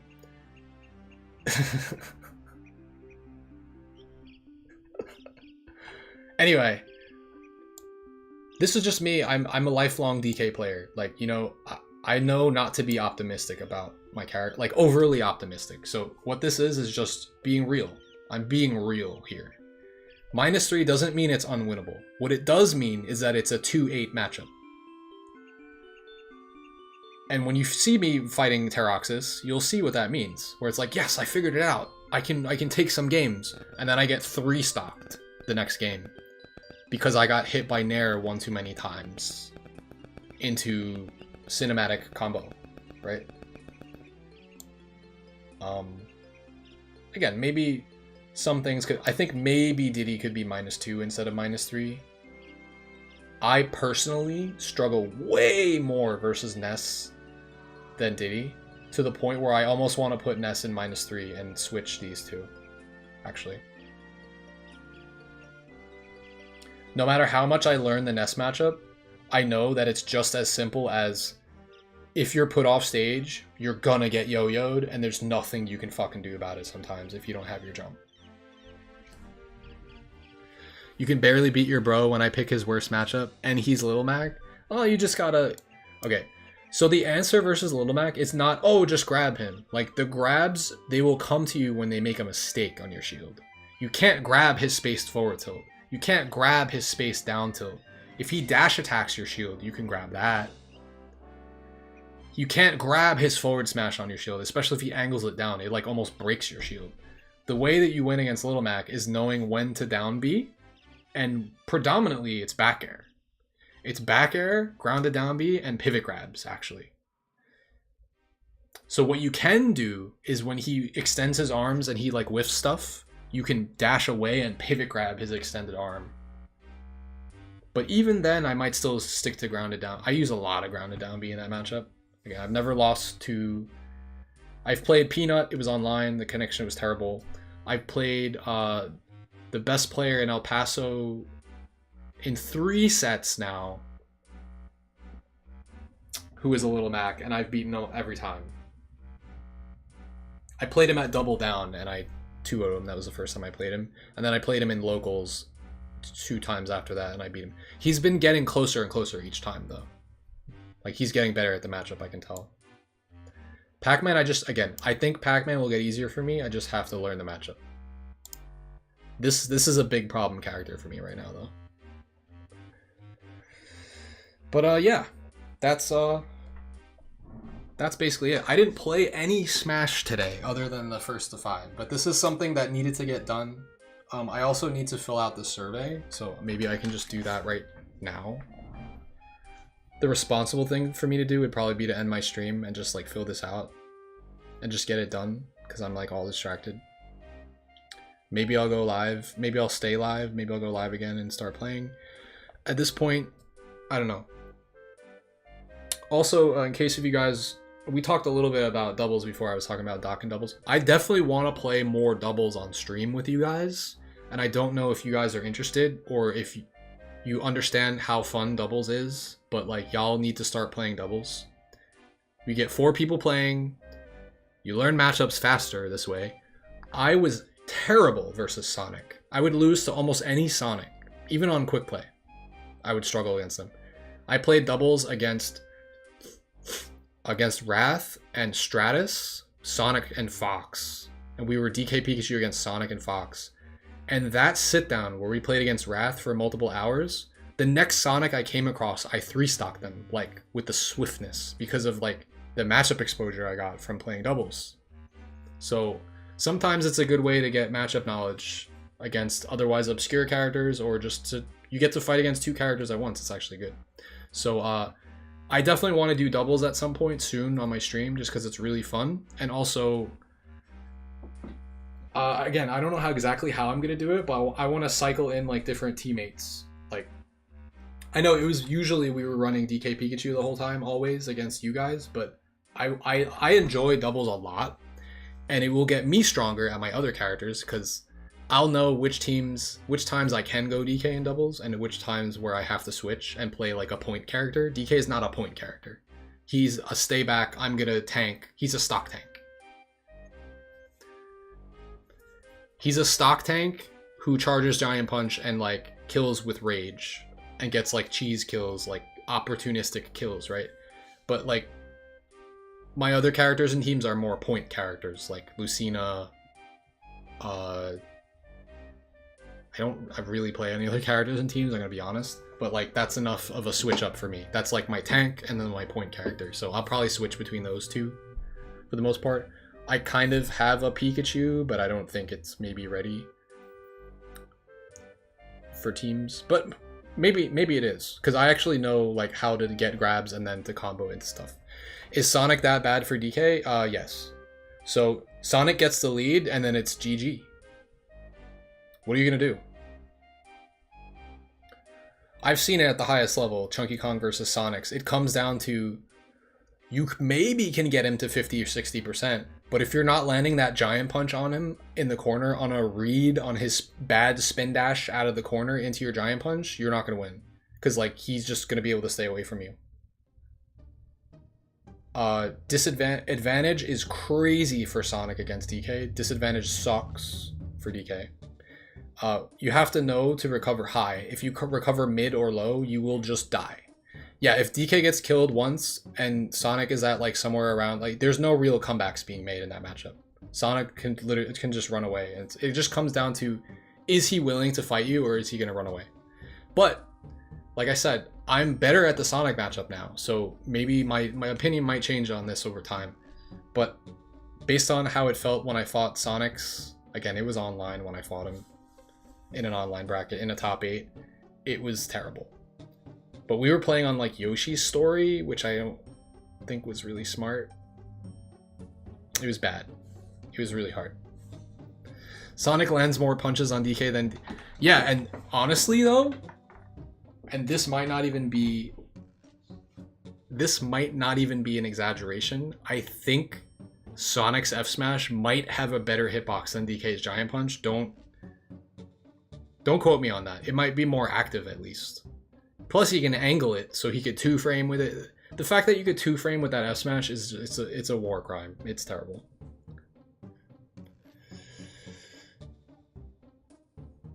The fact that it angles down, I've seen it hit so consistently when they attempt the 2-frame that I have to imagine that it's like more active than Giant Punch. Because Giant Punch is only 2 frames active. Because Giant Punch he goes like it's more like it's like a tap. Like it's like he's like tapping you really hard. His punch is out and then it's not. And then Sonic, he's just like, it's the hypno punch. He just like, and he also stutter steps before he does it though. That shit is crazy. Yeah, the pull back on the whiff. Yeah, I don't know. That move is fucked up.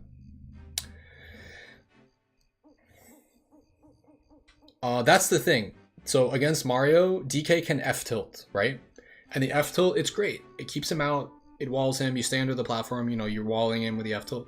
Now, what if Mario is playing smart and fireballing to like clash on your F tilt to like make you have lag, or what if he's jumping in a way where he like you're trying to F tilt and like it whiffs and now you get whiff punished by Mario and then you die as DK.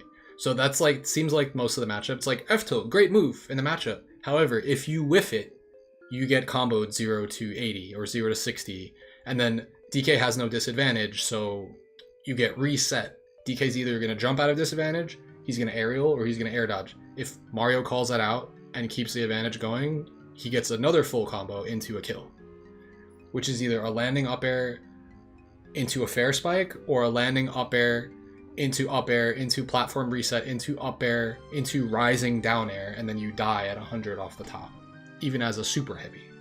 So if you want to get better as Mario versus DK, just don't overcommit, wait for the air dodge, play on platform stages, and learn how to combo up air, platform reset up air combos, landing up air into jump up air into double jump down air. And you could cross up with the down air too, if you're clever, because DK is really big. You could down air and be like, you know, I'm going to drift to the left at the last second, and then it might mess up their DI, and then they'll die earlier, or they'll, you know, they won't DI it correctly. So you even have like a DI mix-up on the down air. Anyway. That, and of course, you know, Cape. Underutilized probably, but Flood. Flood is just a free neutral win. It doesn't do damage, but if you're charging punch or doing aerial hand slap in neutral and you get flooded, guess what? Special boost. If you're using a special, you get boosted really far when you get hit by Flood, so you'll get knocked like into the corner or off stage if you were jumping. You can't aerial hand slap. You can't charge giant punch in the air. You have to like charge giant punch on the ground only, I guess. Or like on the platform and then shield or something. Why is Palu not -3? Because there is a way to play it, and I figured out how to win against Palu. It's bad, but if you do mid-range feinting, meaning you don't approach her, you don't just sit in the corner, but you sit in that like that mid-range where you just like continuously full jump with your back turned, what's going to happen is she's going to try to shoot, if she's out of range, she's going to try to shoot the auto reticle, you know, the neutral B, whatever, and she shoots her like multi-hit lasers at you. If you're full jumping, it's going to try to lock onto you, and you just kind of try to time your full jumps. You're not fast falling with this. You're just like jumping, right? And then when she shoots it, if you're in the air, you can fast fall, and now it'll whiff. It'll shoot at where you were.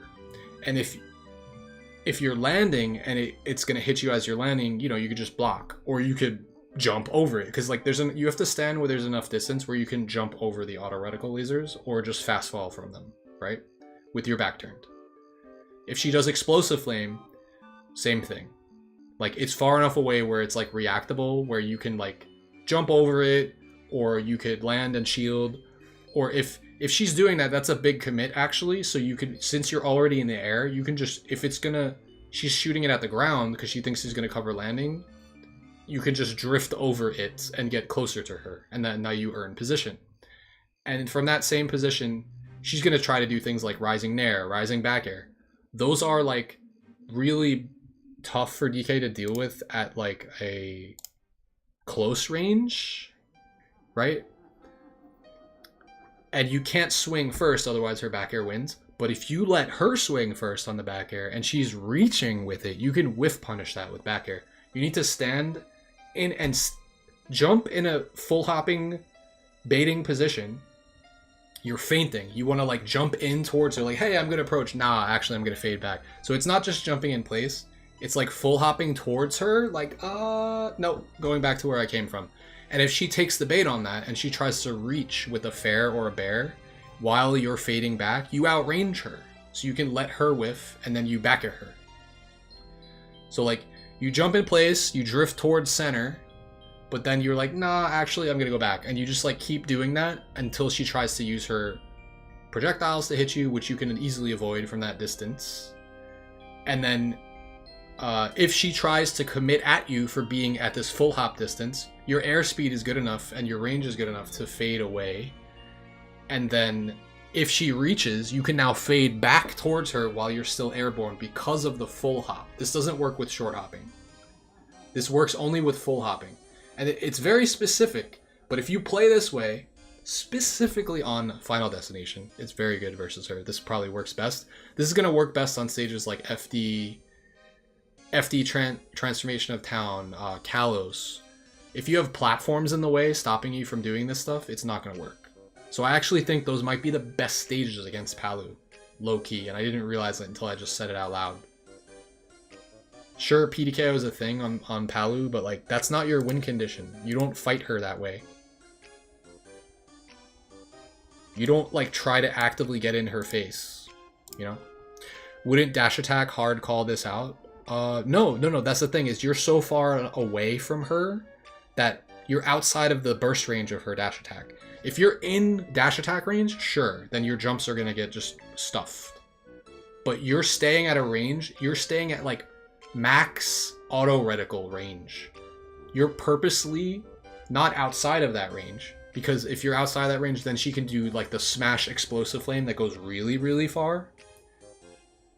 I could be wrong, but I don't think she has full control over explosive flame. I think it's either a short one or it's a super far one, right? And she can, you know, kind of angle it with her jumps and stuff too. Like, depending on when she jumps and then when she presses it, I think that's how that works. So, yeah. So, as far as I'm aware though, you're staying in the range where the auto reticle will still target you, but it's at the max range. Because if you're any farther away, you're being safely pressured by a smash explosive flame, where you just like, she's totally safe for just doing that, right? You don't want to be in that range. You don't want to be too far. You don't want to be too close. There's a sweet spot to stay where she's like, oh, maybe I can auto reticle. And if you bait that out, you can actually full hop, and then she shoots auto reticle at you and it whiffs. And you could fast fall, and now I don't think you get like a punish or anything, but you might be able to earn a little bit of positioning on her. Maybe you can get a run up grounded down B. I don't think so, but the point is you're not staying at a position where she can dash attack you. That burst range for dash attack is like, we're talking about instant dash attack. It doesn't go that far for her, you know what I mean? I can't imagine that it like covers a distance anything more than like, I would say it has a better burst range than back air, But it goes dash attack, then back air, and those are like her bursts that are like infallible, right? But as long as you don't play too close to her. Again, the way I started playing that match, and the other reason you don't want to get close to Palutena is because you get caught in the vortex, the blender of Nair. But again, the way I just talked about playing against her is something I only just figured out over the past 6 months, past year. Otherwise, yes, she might be closer to like the hardest -2 or something. And this was always a pain in my ass, this matchup. But recently I figured out some stuff. Fair doesn't get you either. No, the fair, it's fast, but again, it's she has to commit pretty hard to hit you with a fair. And the thing is, the other reason why you're not short hopping when you're playing neutral, for the most part, you might mix up between short hops and full hop. You're not going to only full hop. You might show a short hop like sometimes when you're not committing to like make them think that they can. If you're short hop empty jumping, yes, you're vulnerable to back airs, especially if you're going to try to swing, and you're also vulnerable to fairs. But if you're full jumping, for her to commit, she's probably going to go for up airs before she's going to go for full jump fair to try to hit you, you know? Because like rising up air, like it like exists and then it continues existing when she gets there. But that's more of like a juggle position. If she does try to chase with up airs, that's the whole point of keeping this horizontal range. Keeping like a big horizontal range where she is encouraged to whiff. She's encouraged to try to interact because her projectiles are like not really working. And they become a little impatient. Their auto reticle's not working. The explosive flame's not working. So she's like, all right, well, I'm going to try to fair and bear. And then you have enough distance between you where even if you don't punish her immediately, she's getting into an uncomfortable range where now you can start F-tilting her. Or you can whiff punish with back air because you have more range than her. You'll have to see it the next time I play against a Palutena. And we do have some examples where I fought against Pain Shane in some tight sets. Put hero down. Wait, what do you mean?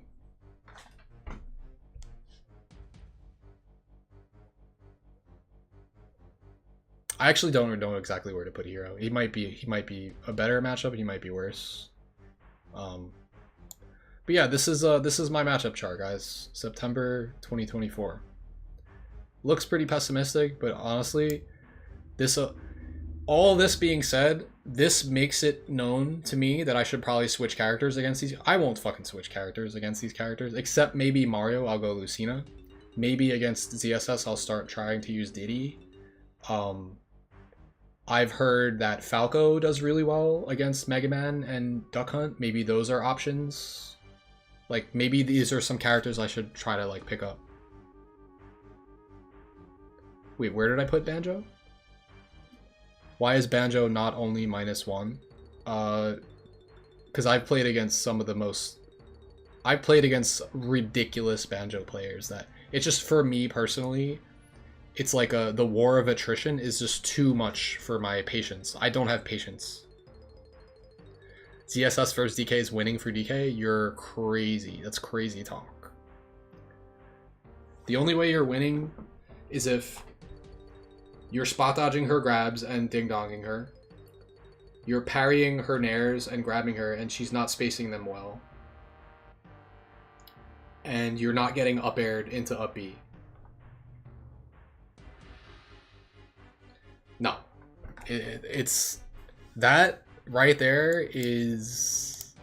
It's called propaganda. And it worked. And it was very smart. Very smart of Mars, actually, as a content creator, to set that propaganda in motion, because if it's a strong enough propaganda, your character will not get nerfed. She actually did get nerfed a little bit, I believe. Didn't they make her up B out of shield like slower a little bit or something? I forget what they did. I don't know what they could have done to nerf her other than that. But, you know.